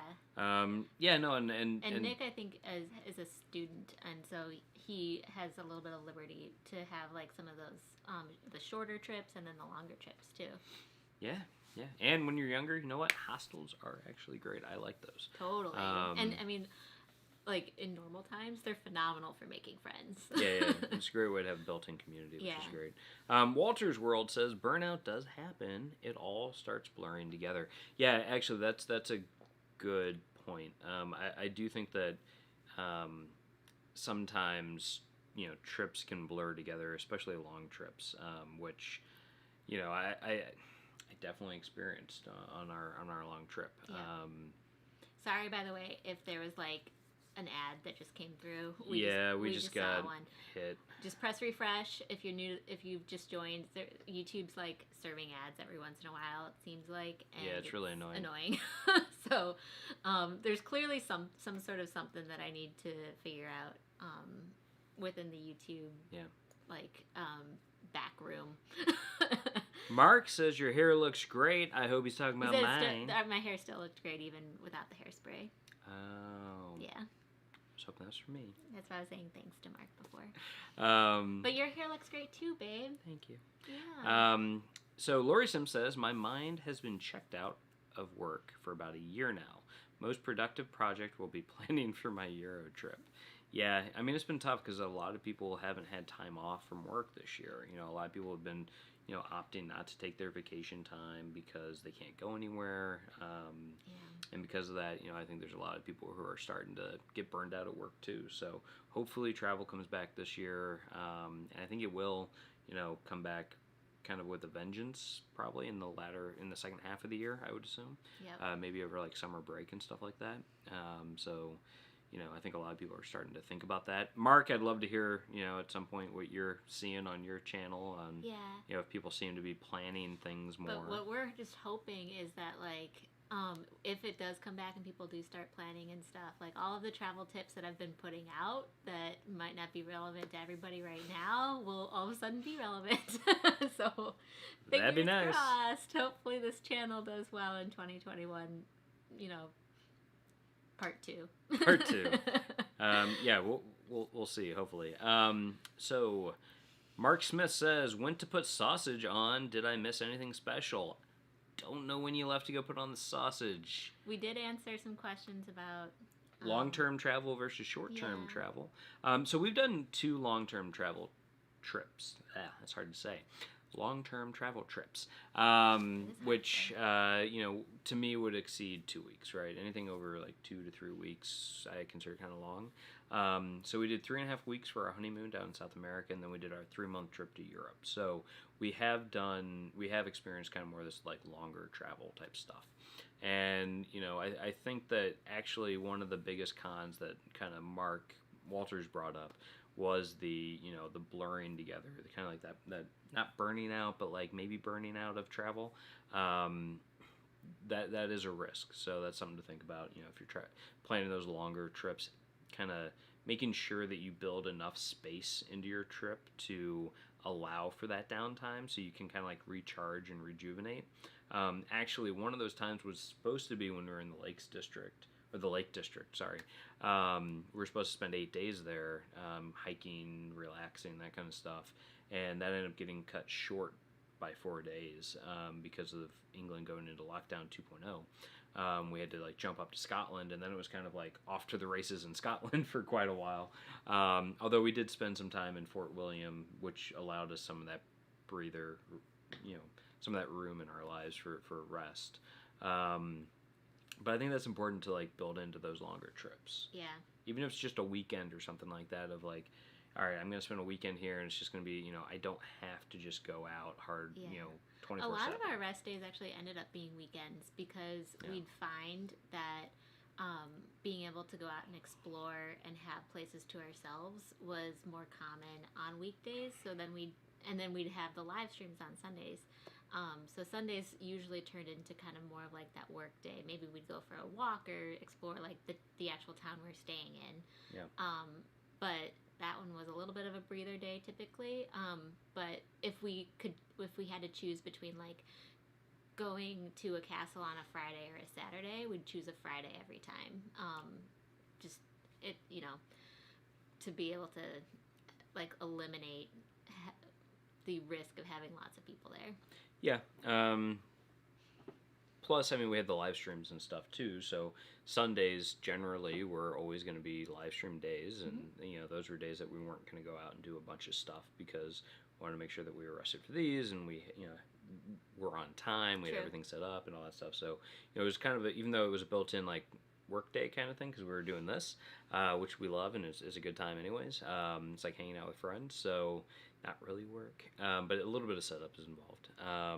It made it so like that was a rest day. It's like we're not then going to go out and do a bunch of stuff that day. Yeah. Except for the day we got Sunday dinner, Sunday roast. Mary Ellen says did you read this? She said she was forced to take vacation time without being able to go anywhere. Which is a bummer. My friend Megan, who lived with us this summer, I think had a similar situation. But it was more like you must take Fridays off all summer. Like you have like 5 Fridays that you must take or something like that in order for them to like use their days. Well, it's using days, but it's also I think a little bit of like mental health of like when you're always just like on and you're on call and like there's no longer a breakdown between like work life and life. There's not that like easy separation of I'm in the office, I'm not in the office. You're always in the office. Yeah.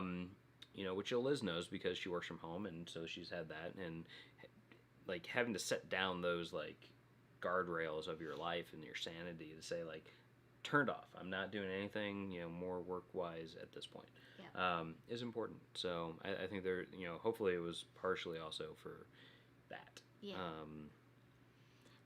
Nick says I think there will be more travel in summer 2021 than 2020. Yeah, me too.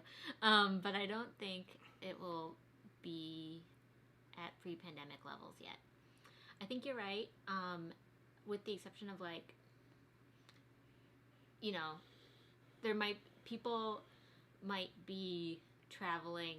Okay, so I mean, don't quote me on this, but I can kind of see that there's going to be certain people who travel more than they maybe would have in a typical year, just because they're so stir crazy, and are like, or they have credits, they have things like that are expiring that they need to use. And then there's going to be the people that are kind of like the wait and see what happens people, and give it a little bit of time. So there's probably going to be like an adoption curve, if you will. here's me nerding out a little bit, but like there's going to be the early adopters who are like probably going to start traveling really quickly in 2021, especially once they get the vaccine.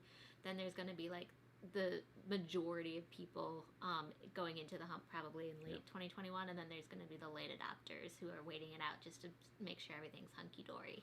And now we know for us, we tend to be earlier adopters when it comes to that travel stuff. Yeah. You know, as witnessed by our trip to Europe, our trip to Amsterdam before the, you know... Safety first. Safety first, is our obviously. motto, Yeah. and we want to do it responsibly. But I know that we are probably on more of a leading edge of that kind of stuff, and we probably will be. But, you know, at the end of the day, we're only going to do things that we feel is safe and all that good stuff. So, and we would never recommend people do something that they're not comfortable with and that they don't feel like they can do safely and responsibly. So Mark Smith says, I would use vacation days for medical appointments because sick time added to retirement. Nice. It's like time off hacking. I like it. Very cool. Nick Barnett says, yes, I'm in that resume traveling upon vaccination category. Very cool. Rue says, people are going to go nuts on many levels, including travel, as soon as there is a strong trend towards herd immunity, i.e. a greater proportion of vaccinated people. Yeah. Yeah, I think so. I know I say this. That's why they're doing it. I know I say this all the time, but my best friend's a flight attendant, and she goes in even on her days off sometimes to the airport because she gets free COVID rapid testing, and so she went in this week in preparation to see her brother over the holidays and got rapid COVID test, and so she was at Salt Lake City Airport. I believe it was on the 23rd. She said it was crazy long lines. She said it was the longest lines at security that she has seen all 2020. So, and when she said that to me, it didn't surprise me because earlier that day, the reason that she prompted telling me that is I took a picture of the sky above this house because we're only 20 minutes from the Cincinnati airport, and the jet streams were like all over the place. You could see like there was probably like 10 different planes that had flown over the house, and I'm like, people are traveling. And she's like, oh yeah, longest lines at the airport today in like the entire year. And so she even like posted on her social media like warning people to get to the airport early. Yeah. Because you know you're thinking, oh, it's 2020, there's going to be no line, but like there were a ton of people that traveled at Christmas. Now I don't know how much of that though could be that maybe they shut down certain lines because they weren't expecting. Because maybe they weren't expecting as many people as came. But yeah, no, it's definitely not. And the TSA actually puts out numbers on a rolling basis of how many people are going through TSA, you know, screening checkpoints. So you can actually see very, very matter of factly, like, you know, how many people went through the security checkpoints, how many went last year and the year before. Yeah. So you can kind of see those trends where it's like, okay, we're still well below historical average, but, you know, it's significantly higher than it was 3 months ago. Exactly. Something like that. And Travel Best Destinations, welcome, hello. Welcome, thanks for joining. We are chatting travel. So if anybody has questions, please shoot them down below. Happy to answer them or give our input or thoughts. We've had so many great questions today, and so much like really constructive feedback from you guys that I just want to take a moment right now and say thanks, because I've found this live stream to be awesome today, and I hope you guys have too. And we're hearing like what you want to hear from us. We're hopefully answering some of your questions and telling stories that hopefully are remotely interesting. So yeah, it's been really great. And just kind of hearing what you guys have to say too is awesome. Also, you know, if anybody has like new stuff that they've been streaming over the holidays that they want to shout out, let me know. I'm looking for new shows always. I'm looking for fewer shows because Derek will have us start shows and then not finish them, and I'm like, can we just finish some shows? All right, so here's what happened yesterday. I signed up for the Apple TV free 1 week trial, and so we started binging a few of the shows because they tend to be more on like the half-hour side, I think, on Apple TV, at least so far as I've seen. And we started watching Ted Lasso last night, and we like binged through the first like 7 episodes with my folks, and it was awesome. Highly recommend Ted Lasso, especially if you like England and you want to get a little bit of That's England actually a travel. good point. Yeah. It takes place in England, and it's like kind of cool because you see like the phone booths and like the squares and the parks, and it's like really nice. I didn't really put that together. It's a travel show, but it is kind of like because he moves from Kansas to Richmond, I believe it's Richmond, right? Richmond. And the whole show takes place in the UK. In the UK. Yeah, it's kind of cool, and you learn a little bit about football culture there, and it's I like it. I think it's a great show, and it's super like positive, and it's like a feel good type show. Usually, there's a little bit of sad stuff, but it's like really great. Yeah, I like it. It's Jason Sudeikis, your star. The comedy is pretty good in it. Yeah. Yeah, so Derek set a timer to cancel our free subscription because he never does that. Yeah, like Derek, you've signed up. This actually happened earlier this year. Is I had to go through like our like monthly statements and be like, all right, Derek, cancel this, cancel this, cancel this. I'm like, when did you sign up for this? Whoops.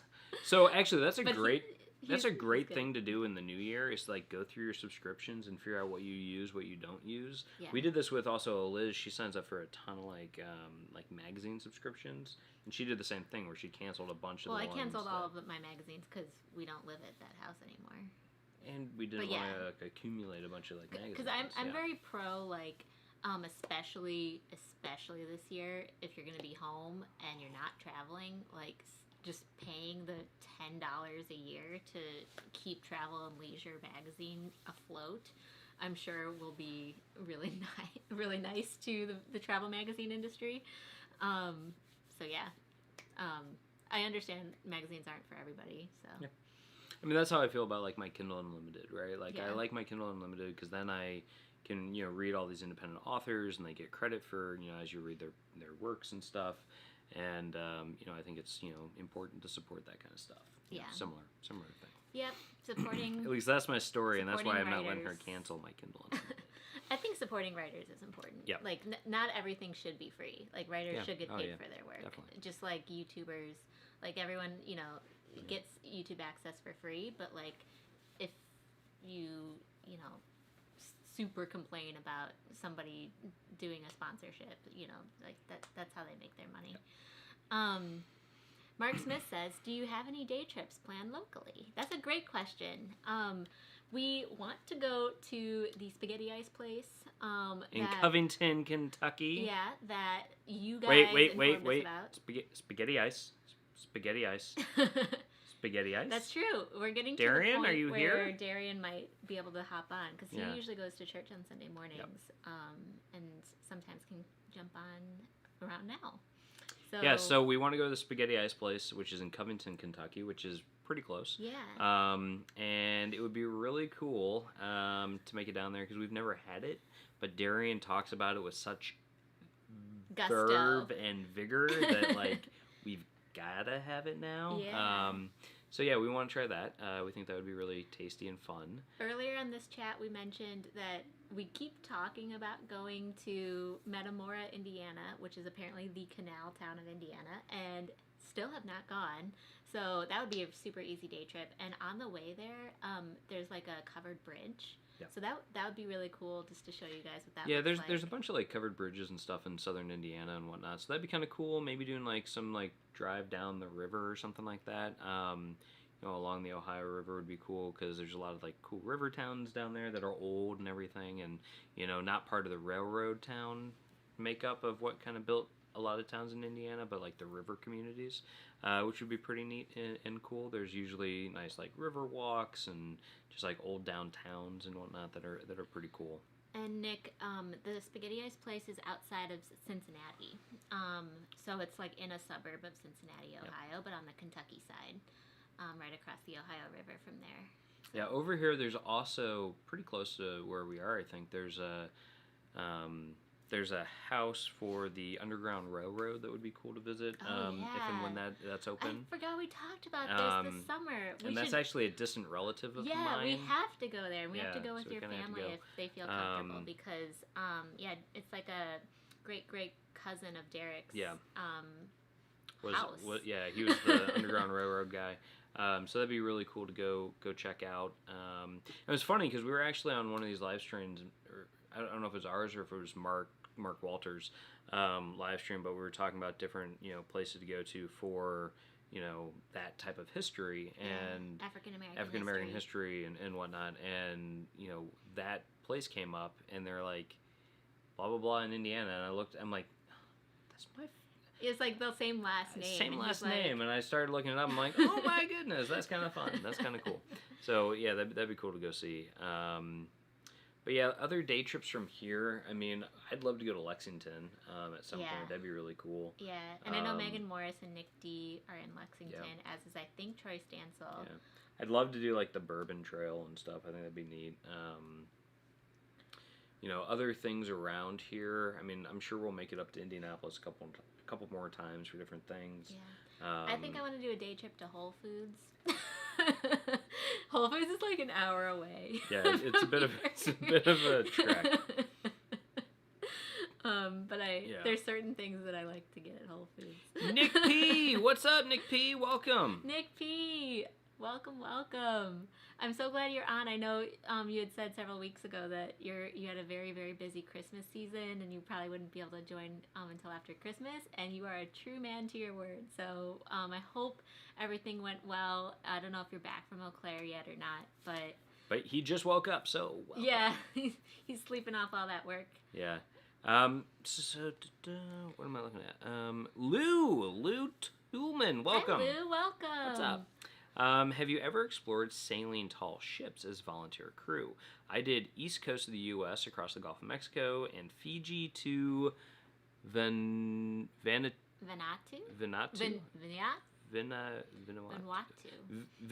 I think.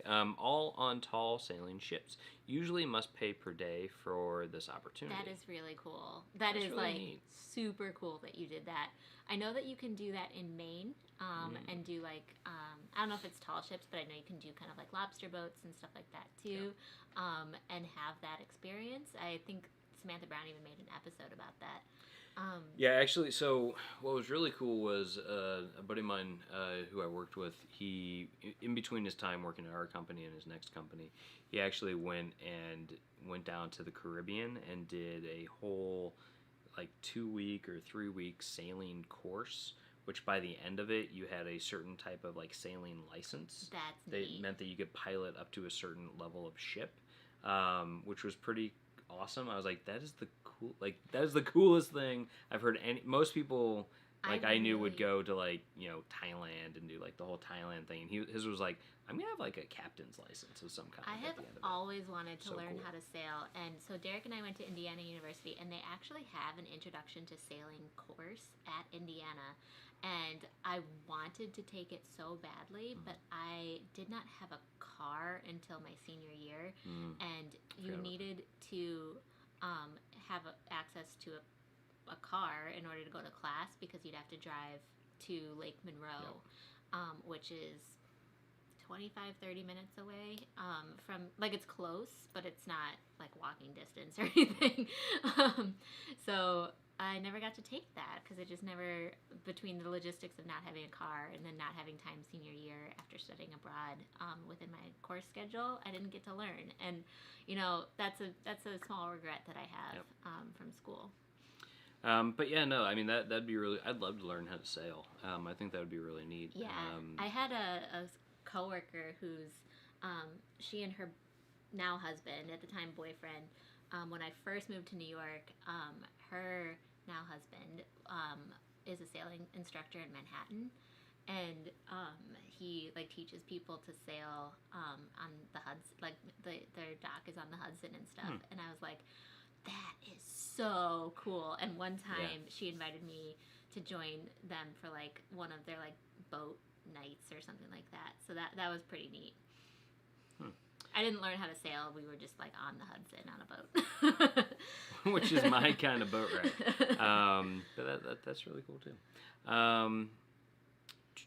So Mary Ellen Dillon says there's a house across the street from me that I've heard was part of the Underground Railroad too. Oh, that's neat. That's really cool. Oh, wow. That is cool. Thomas Reiser, we have not checked out Jungle Gyms yet. Oh my gosh, yes. Wait, we have to add that to our list because that's so Jungle Gyms.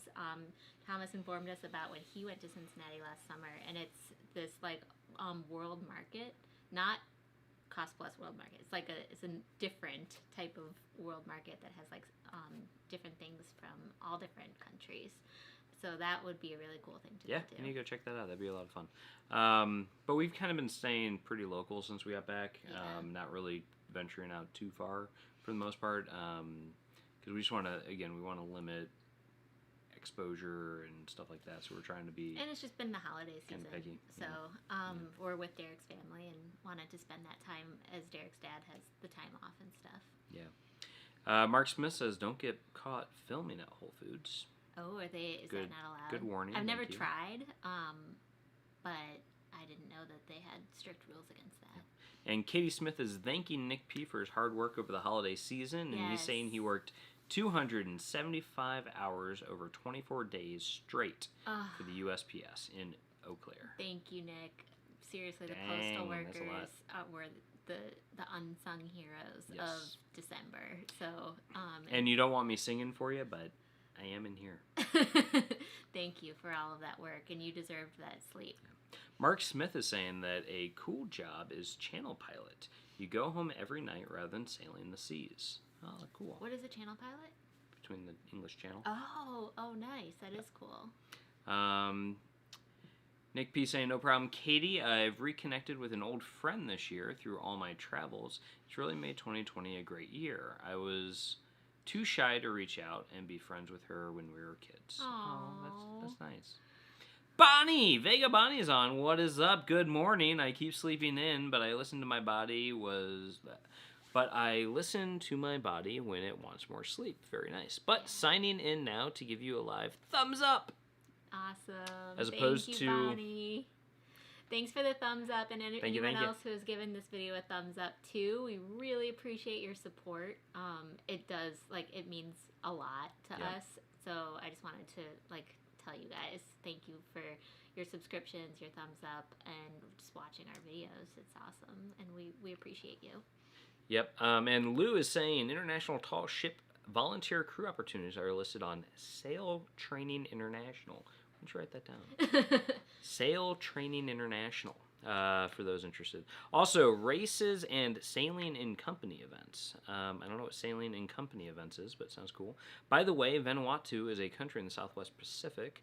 250,000 people and 83 volcanic islands. That sounds awesome. That sounds heavenly. Wow, I hadn't heard of it. Vanuatu.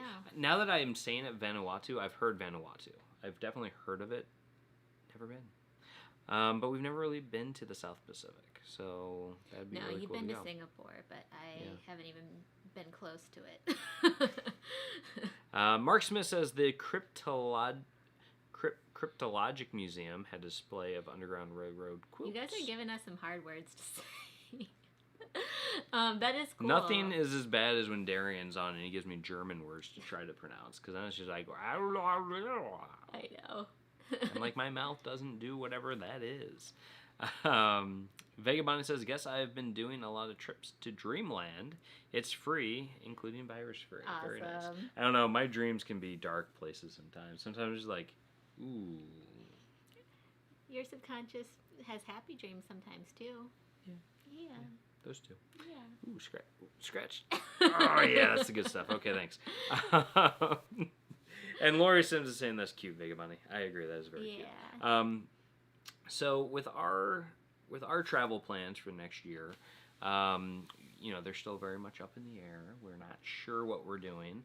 We don't know when we're going to do it, but we do know that, we are likely to hit the road as soon as we feel good and safe about it. We have ideas about what we want to do, and we've shared those with you. Yes. But we're just not locking them in. Yep. But for those who weren't on earlier, we were talking about New Year's resolutions at the beginning, and our travel New Year's resolution for 2021 is going to 12 new places. So 12 new places. So for those of you guys who weren't on before when we were talking about it, normally we would make them much more specific, but we feel like this is still a pretty cool goal to strive for. Yet, we can make it work for how we need it to work. Yep. So ideally it would include other countries, but we don't know. But we do want to go to 12 places we haven't gone before. That could be as much as like going down, a few miles down the road and checking out Metamora, Indiana, which we've talked about. It's a canal town. We have no idea what's in Metamora. There might not be anything there. We don't know. But we see signs for it every time. We're like, hey, that looks fun and old-timey. Yeah. So let's go check it out. So we would do that. And it's a thing that we could just like walk around outside. We don't have to go in anywhere. So that's cool. Mark saying darts on a map are planned. Probably a little bit of both. Like, we definitely will plan things in advance and not just like start driving and wing it. But it'll be a lot closer to than in previous years. Yeah, and I do agree with, what Nick is saying, which is I think January is a good time to lay low. Seems like we'll hit a peak with the pandemic around then. I kind of assume that as well, Nick. I mean, I don't have a crystal ball. I don't know what's going to happen. I do know that, the first couple weeks in January, we're not planning to go anywhere. We're planning to kind of see how things pan out, kind of post-holiday season, because, unfortunately, whatever, there's a lot of people that did travel around the holidays, and, I think if hopefully history... they all did it safely. But... Yeah, hopefully everybody did it safely, but I think if, history is anything, that likely there's going to be a surge after that, and, we just want to make sure that, we know the facts before we start doing anything. Yep. And so, likely we wouldn't go anywhere until like late January, early February. There's also a strong likelihood of places that we are interested in traveling to will create kind of local regulations that we would need to, of course, be mindful of. Whether it's like you have to quarantine if you go there or come away, or you have to have a negative test or something like that. And so, we're realists in that sense that there's probably going to be certain things that we have to work around, like logistically. So we'll just figure it all out in the coming weeks as more information comes through. So you guys will be, of course, as always, one of the first to know what we do decide. But we're just not ready yet to share with certainty anything. Yep. So Lori's talking about, California, and not thinking that California would be a good place to go for a little while. Yeah. Or for, as she says, for a long while. We're actually talking about that because I love California, and I really do love visiting. I've got a lot of friends out there in like LA. I've got a lot of family in San Francisco. Yep. We're very lucky because we were able to go to California in late November of 2019. Yep. So we have been relatively recently, but we love it so much there. And it's such a big state with so much to see that, of course, we would be delighted to go back. But with that being said, we're looking at the numbers, we're looking at the local rules, and it might be a little bit for us. Yeah, because we were talking about, with like the 12 new places to go to, trying to maybe put a little bit more framework around that and not just make it just 12 any places. It could be like one of them has to be a local place, one of them has to be a national park, one should be a state park, one, like different things like that. And so we were starting to spitball places that we've never been to that we want to go to. And like the first one I said, Eliz was like, that's in California. That might not happen. Yeah, it's like, I think you said like Yosemite, and I was like, we're not. Like, we literally won't be able to go there.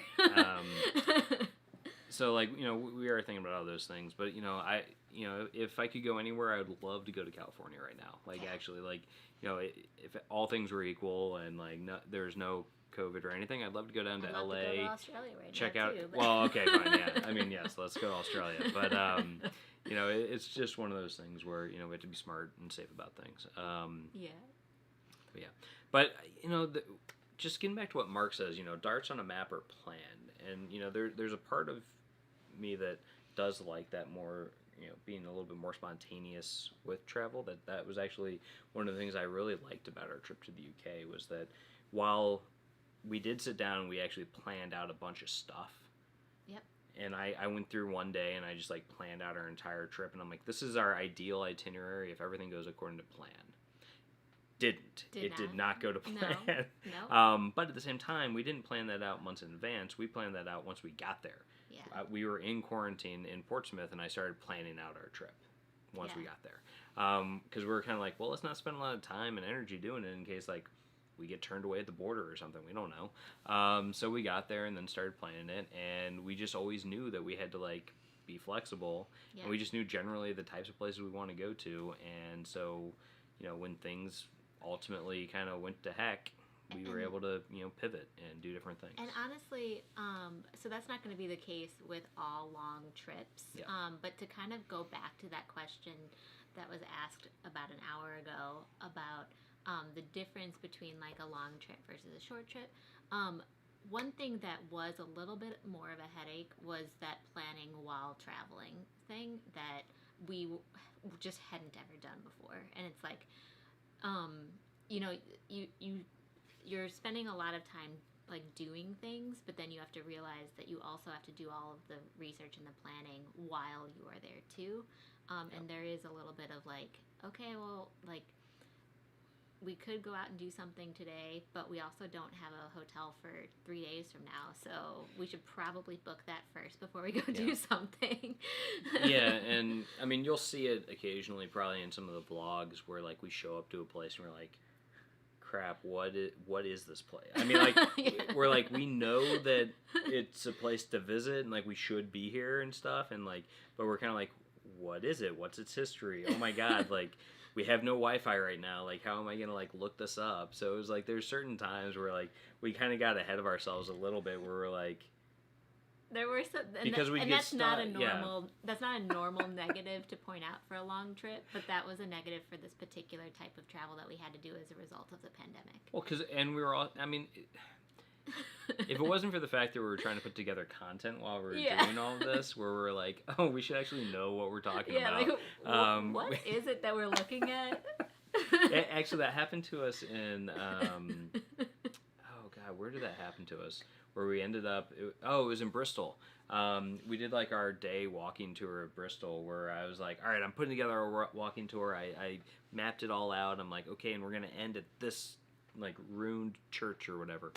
And we go about it all, and like it's like starting to like rain, and it's getting dark and out, and like we get to the church, and Liz is like, okay, and she like puts the camera on, and she's like, what is this? And I'm like, I don't know. I was like, it's an old church that's ruined. He couldn't even remember the name of the church. And like it was starting to get standing in front of. And it's like getting dark out. Yeah. And like I couldn't find the plaque for the place, because I was like, oh, there'll be a plaque, and I'll just read it, and then I'll know what to say. And then we get there, and I'm like, crap, I don't know. Yeah.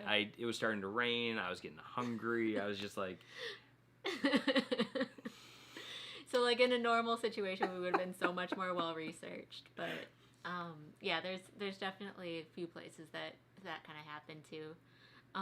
But then we went and we had some delightful Vietnamese food after that. Which was really nice. Oh, and that's the other thing too, is like when you don't think about like the fact that like we're like, okay, we have to book the hotels, we have to figure out what we're gonna do there, and then it's like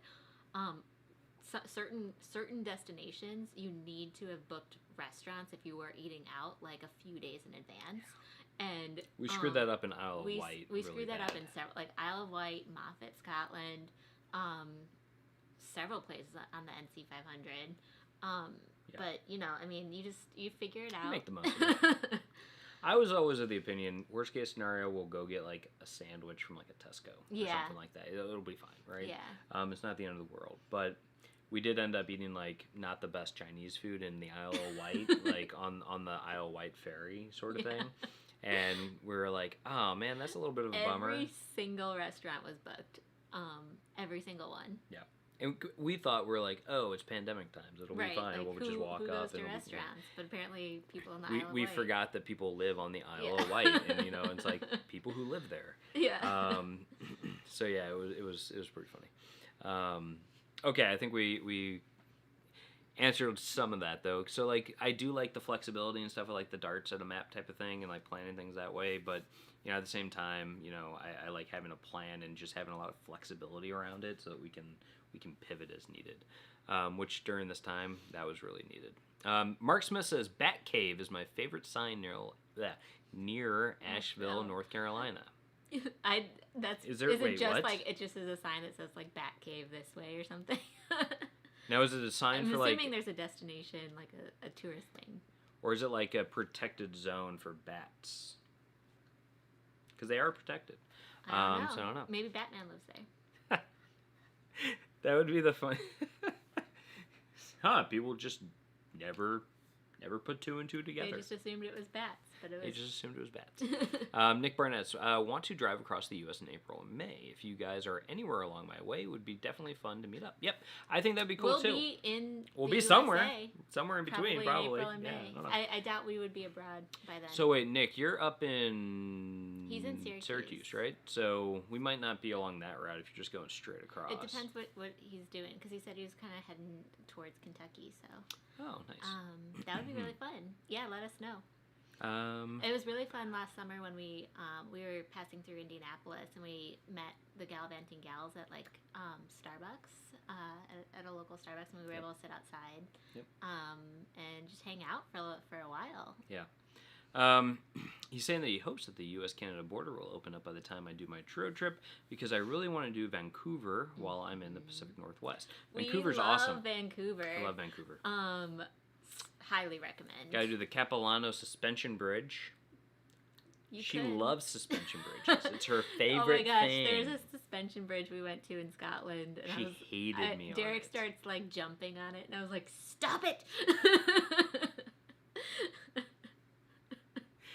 I was like, it can hold 16 people. We're the only two on it. It'll be fine. The Capilano Suspension Bridge was so busy when we went. Yeah. Oh my goodness. I was not in a good spot.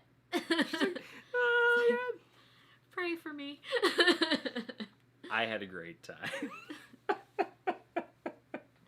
But you also have to be careful, like, if you're trying to, like, take a picture while you're on the suspension bridge and stuff. Like, make sure all of your things are secured. Yes. Oh my God. Yes. Like, around, like, a strap on the wrist to the camera or whatever. Like, you don't want it going over any edges. Yeah. But yeah. Because even, like, you won't fall, but, like, things your gear might. could. Yeah. So be careful. Especially with your new GoPro 9, I think you got. So got to be careful with that. I would highly recommend, because, like, the cases for the GoPros, like, you have, like, the cage or whatever. Like, find something that actually has then, like, a wrist tie to, like, hold it to your wrist or something. Because, you know, it has a tiny little, on ours, you can put a tie thing on there. Is that what that's for? Yeah. That's not what that's for. No? That's the speaker. Oh, well, then don't put it on there. Speaker input. Don't do that. If that's the speaker, don't do that. But yeah, no, I assume that there's things that you can get for that. I've actually never had one. But now I want one, now that I'm thinking about it. But yeah, travel tip, secure your stuff. Secure your stuff in the car, too. Travel Best Destination says, sound good anytime you are close to LA, let me know. Oh, they're in LA. Nice. I actually didn't know that. LA's great. I really like it. I've got a lot of friends in the like Santa Monica area of Los Angeles. We love visiting LA. Especially Santa Monica. Yeah. Because it's lovely there. We've actually never done downtown LA, really. I know. We keep meaning to. The closest we've gotten is like West Hollywood, like the WeHo area. And I got a buddy fraternity brother who lives out there. And then we've got, I've stayed out there once or twice for work, but mostly we stayed in like the Santa Monica area when we were there for work. Yeah. Even, which was great. Mary Ellen Dillon, I think that's a great way to travel, make your ideal trip plan, and then be flexible to take opportunities along the way. And that's super important when you're doing like a road trip, is that you want to have that built-in flexibility to actually stop and do those things, right? And that's like roadside attractions. That actually does require like some in-depth planning of like, you don't want to be driving too far of a distance in one day, because if you do pass by something that looks cool, it's such a shame to have to just drive right on past. Yeah. And, and we did that with, like, waterfalls in Scotland. Like, we wanted to stop at every single waterfall, because every single waterfall is beautiful. And it's like... There's a lot of them, that takes time, so you have to be like, all right, prioritize. Yeah.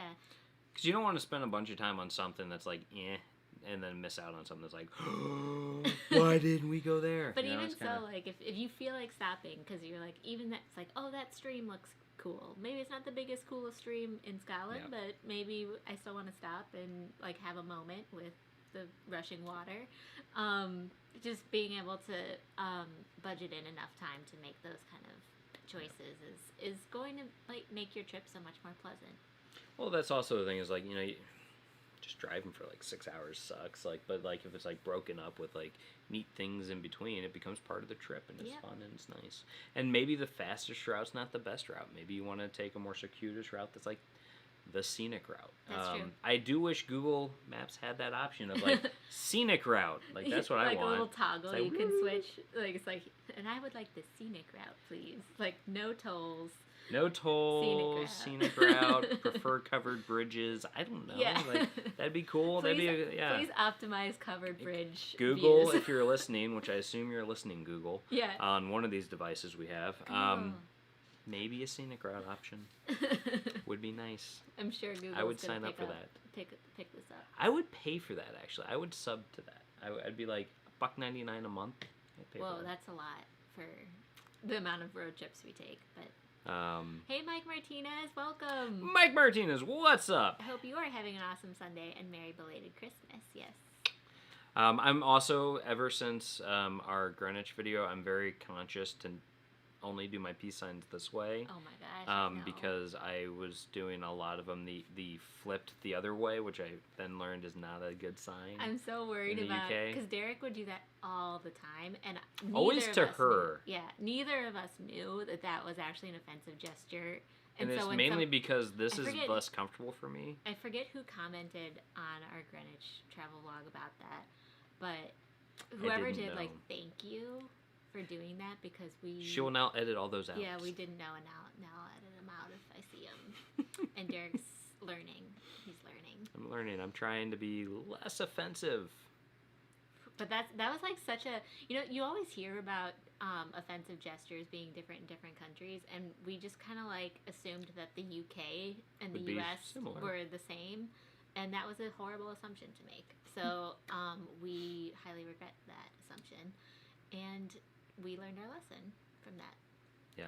Kim M says, you guys will always remember your pandemic adventure. Yes. Mm-hmm. Yes, we will. Especially because it will live on YouTube in the form of travel vlogs. We'll always be able to watch it back. Play the hits. Yeah. It's like, it's great. Yeah. Same thing with like going through like the photos and stuff. It's just a great reminder of all the stuff. So it's very cool.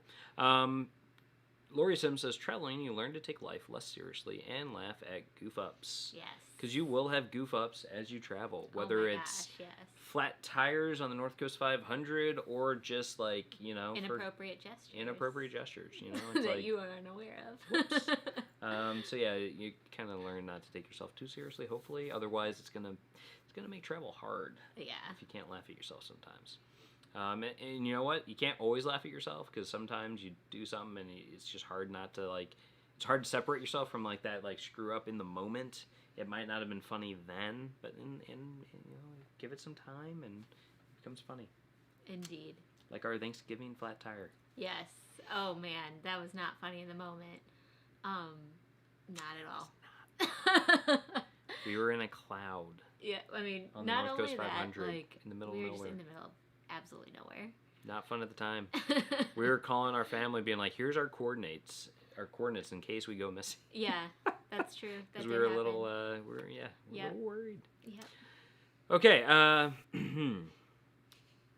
Nick Barnett says, "Yeah, not gonna leave my GoPro visible in my car. Yeah, don't leave it in your car visible." That's right. We actually, that's something that I was horrible at remembering, because we would put the GoPro in the little suction cup thing in the front that can be used for like the phone for navigation or the GoPro, and then I would completely forget. Derek would remember every time, thank God. But it's so. But I would get out of the car and be like, "Did you grab the GoPro?" And she'd say, "No," and I'd be like, "Yeah, it's run back to the car, grab it." Forget to bring your gear when you are just trying to go use a pit stop sort of thing. So. Marilyn Dillon says, "I miss LA and need to get there soon." So.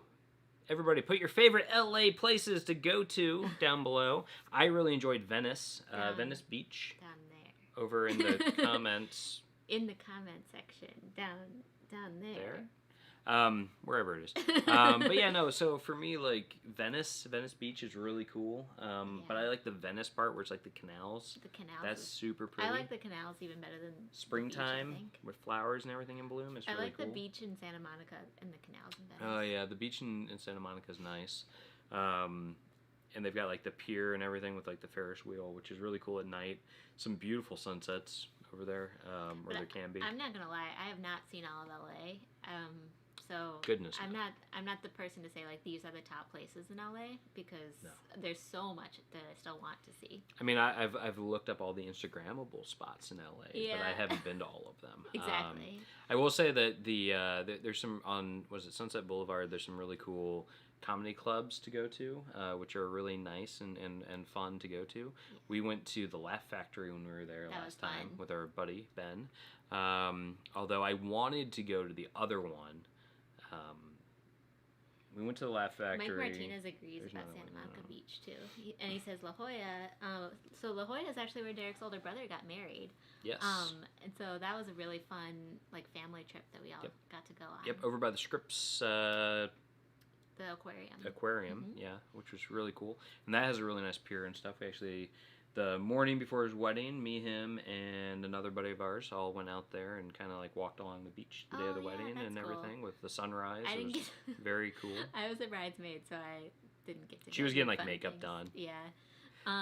We're like, we don't have makeup. It's fine. So it was a good time. And also hello to Robert White from London. Welcome, Robert White. Hopefully Welcome, you're doing welcome, all right. I know that being in the UK right now is a tough one. So we're thinking of you. We were actually talking about the UK a lot earlier, right before you joined. So. And Derek and I are not in the UK anymore. We are in Indiana in the US at present. But we are putting out a ton of UK travel vlogs coming up, so be on the lookout for those. So Nick Barnett says, luckily, since I'm used to traveling on my own and have plenty of experience living in or going through sketchy places, I'm very neurotic about that kind of stuff. That's good. It's good not to forget about those things. Yeah, and I'm glad that you had some life experiences going through sketchy places that made you neurotic about it, because that's a good habit to get into. Huh. Actually, this is really cool. Lori Sims is saying a fun way to see most of California is follow the California missions southern to northern or north to south. Yeah. Oh, that's cool. That is really cool. That would actually be a really neat road trip. We love visiting the old Spanish missions. There's San actually Javier del Bac in Tucson. We're outside of Tucson. It's really, really beautiful. It's magnificent. If any of you guys go to Tucson, please add that to your itinerary. It is well worth a stop. San and I'm sure all the California ones are great too. del Bac. So Javier, Xavier. Correct. Bac, B-A-C. So very cool place. Highly recommend it. Yes. And it's not too hard to get to. It's a bit of a drive, but it's not bad. But that is a great tip, Lori. Thank you. Yeah, that's really cool. We would agree with you. I mean, we've never done it, but I assume that would be a really cool way to do it. Sorry if we've already missed you, but really, really fun to have you on today. And Travel Best Destinations agrees with Lori that that's a great way to do it. Yes, great. And they're in LA, so I know Lori and Travel Best Destinations are in California.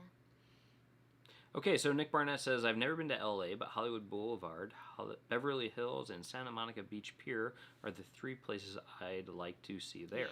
Yeah, we've actually never done Hollywood Boulevard. And I've had meetings in Beverly Hills, so I've walked around that area a little bit, but, never really gone to, like, Rodeo Drive or any of that kind of stuff. I have. It's been a long time. I went when I was a teenager, like a middle schooler.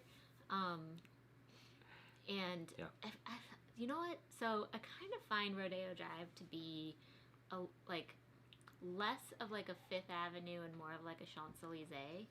And it could have changed since I visited, but it felt like a little bit more commercial. Like the more like mainstream brands, like H&M and that kind of thing. Fifth Avenue, I guess, has H&M too, so I don't know what I'm trying to say. But Rodeo Drive just felt a little bit more like the same feeling as the Champs-Élysées. Interesting.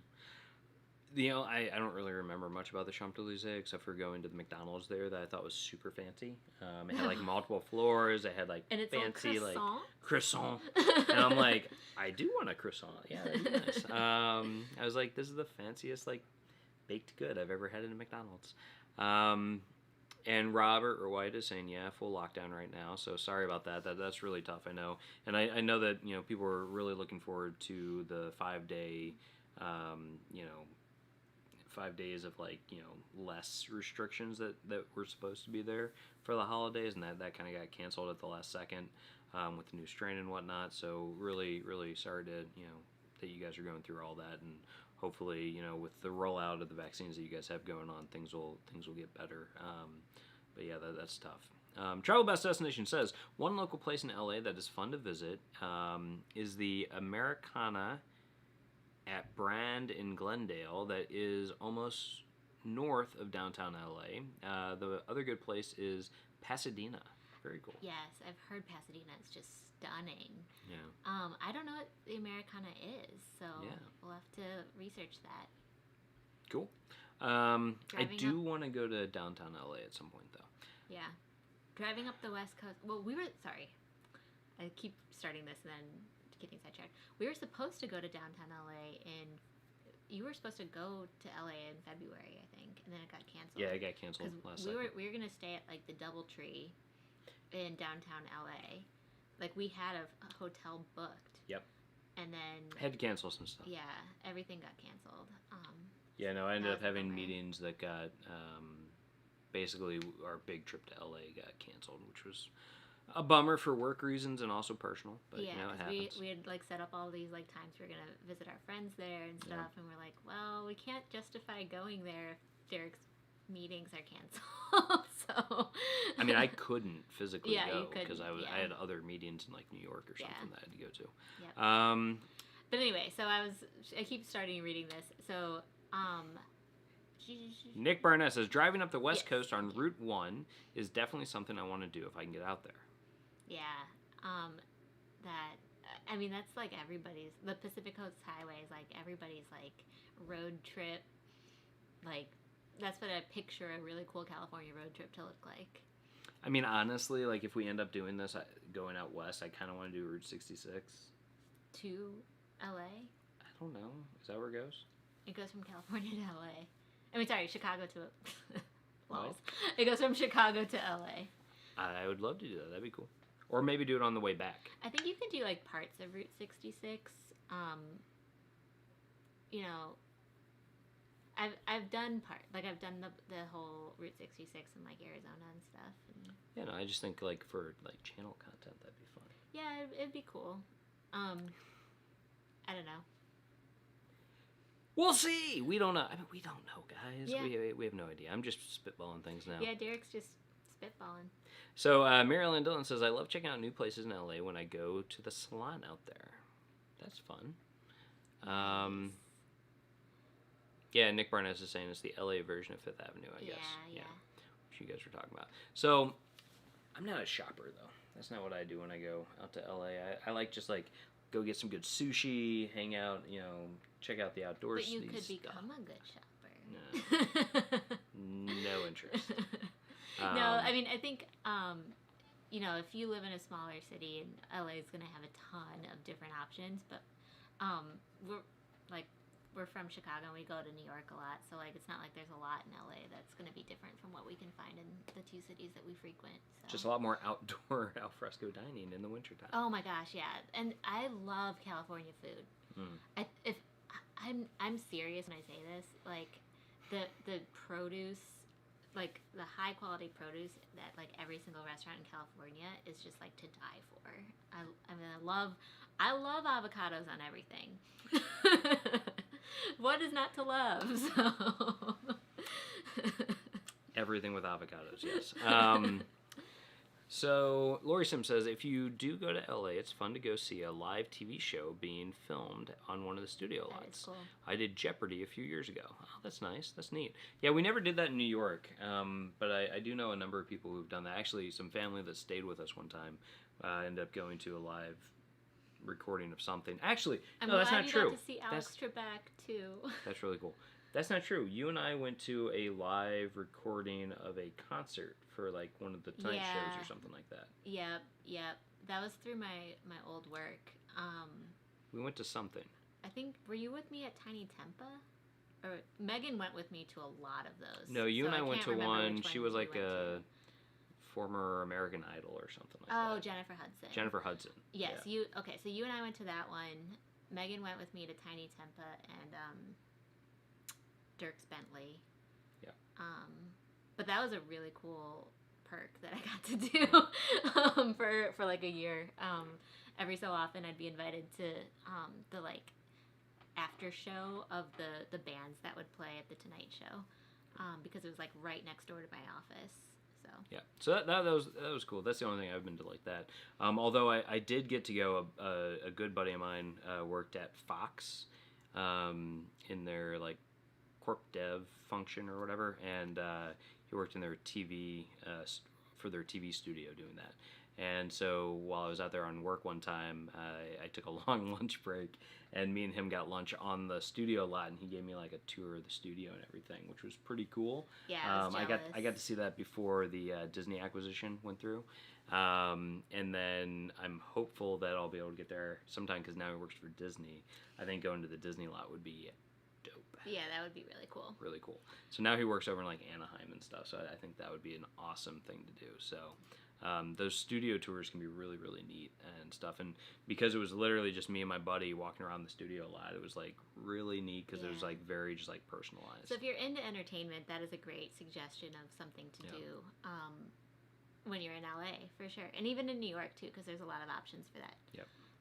When we lived in Long Island City, we had TV shows every once in a while get filmed right outside of our apartment building, and so it would actually get annoying because you'd be diverted, like pedestrian traffic would be diverted several blocks sometimes for those TV shows.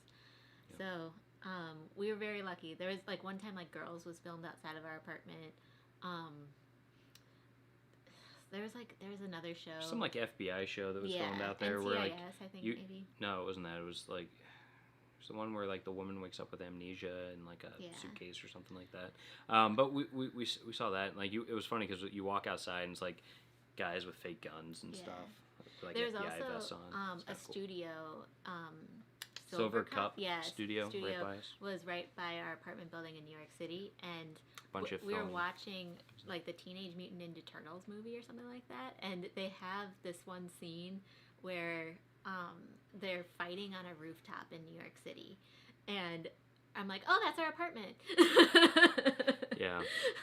Well, yeah, and a lot of shows that are supposed to take place in like Chicago actually got filmed in our neighborhood because our neighborhood is where the Long Island City. Long Island City, our former neighborhood, was where a lot of like the train lines came above ground.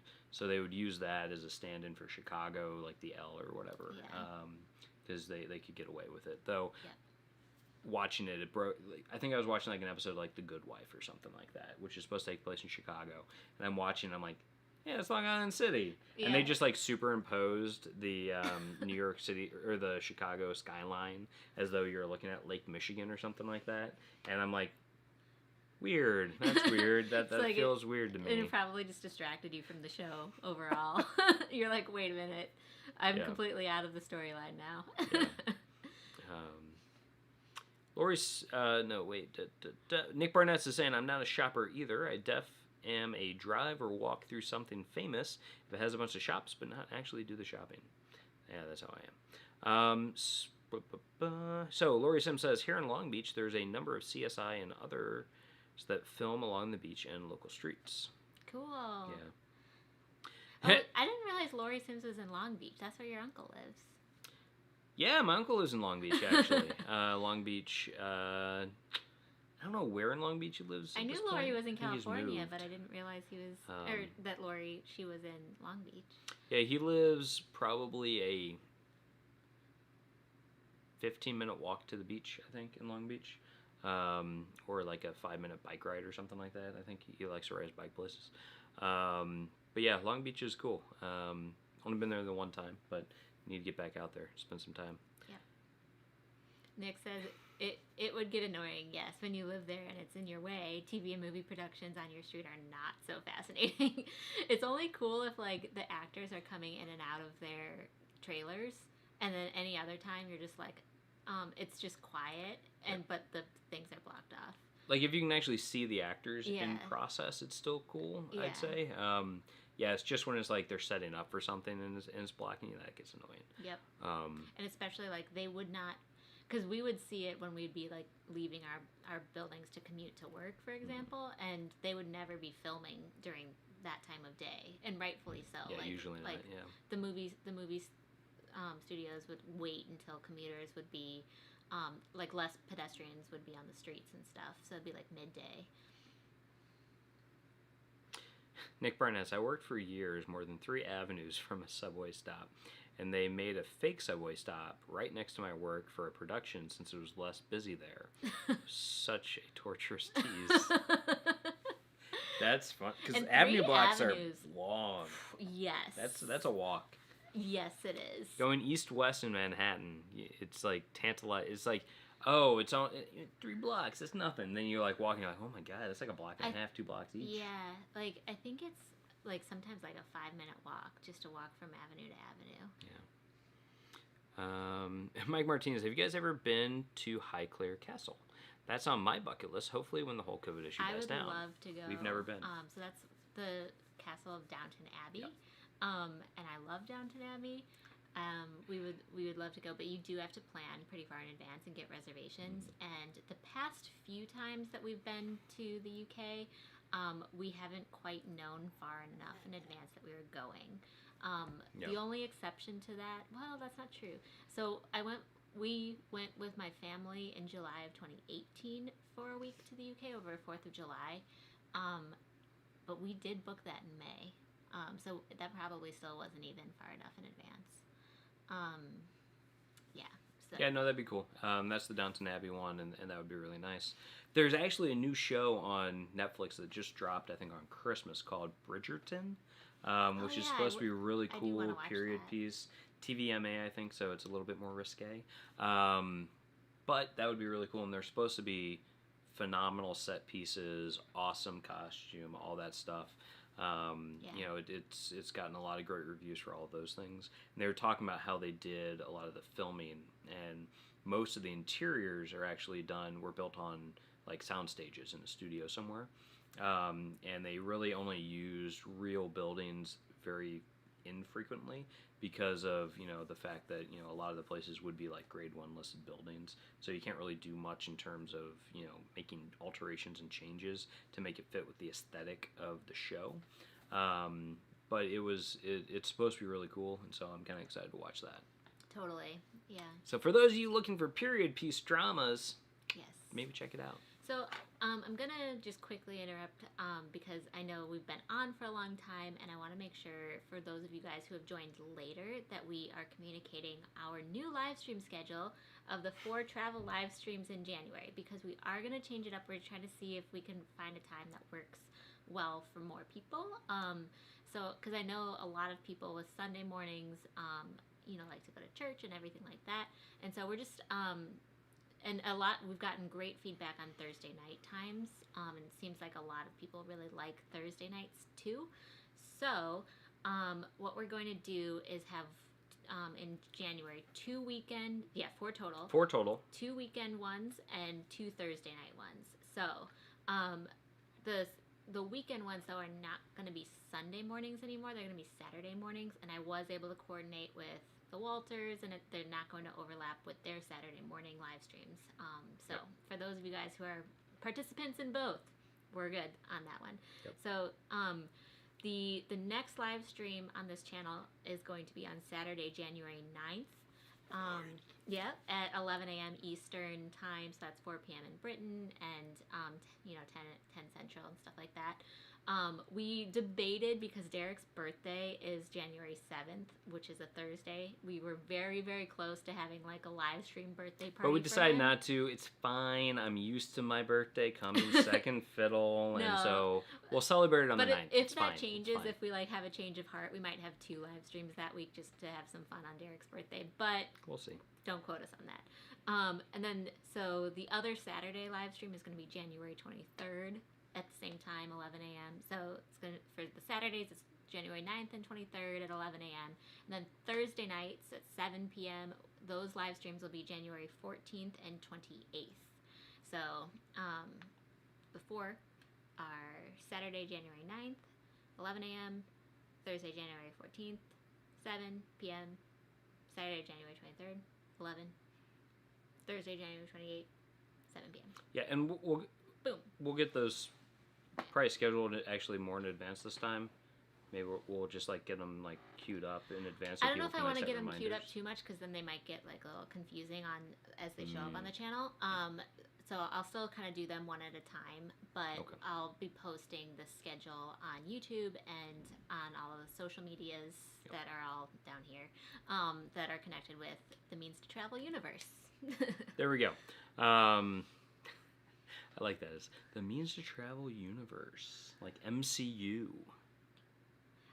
Lori says, with the new live schedule, please just post them upcoming set on YouTube. I'm not sure what that means, so I'm sorry if are you understanding that?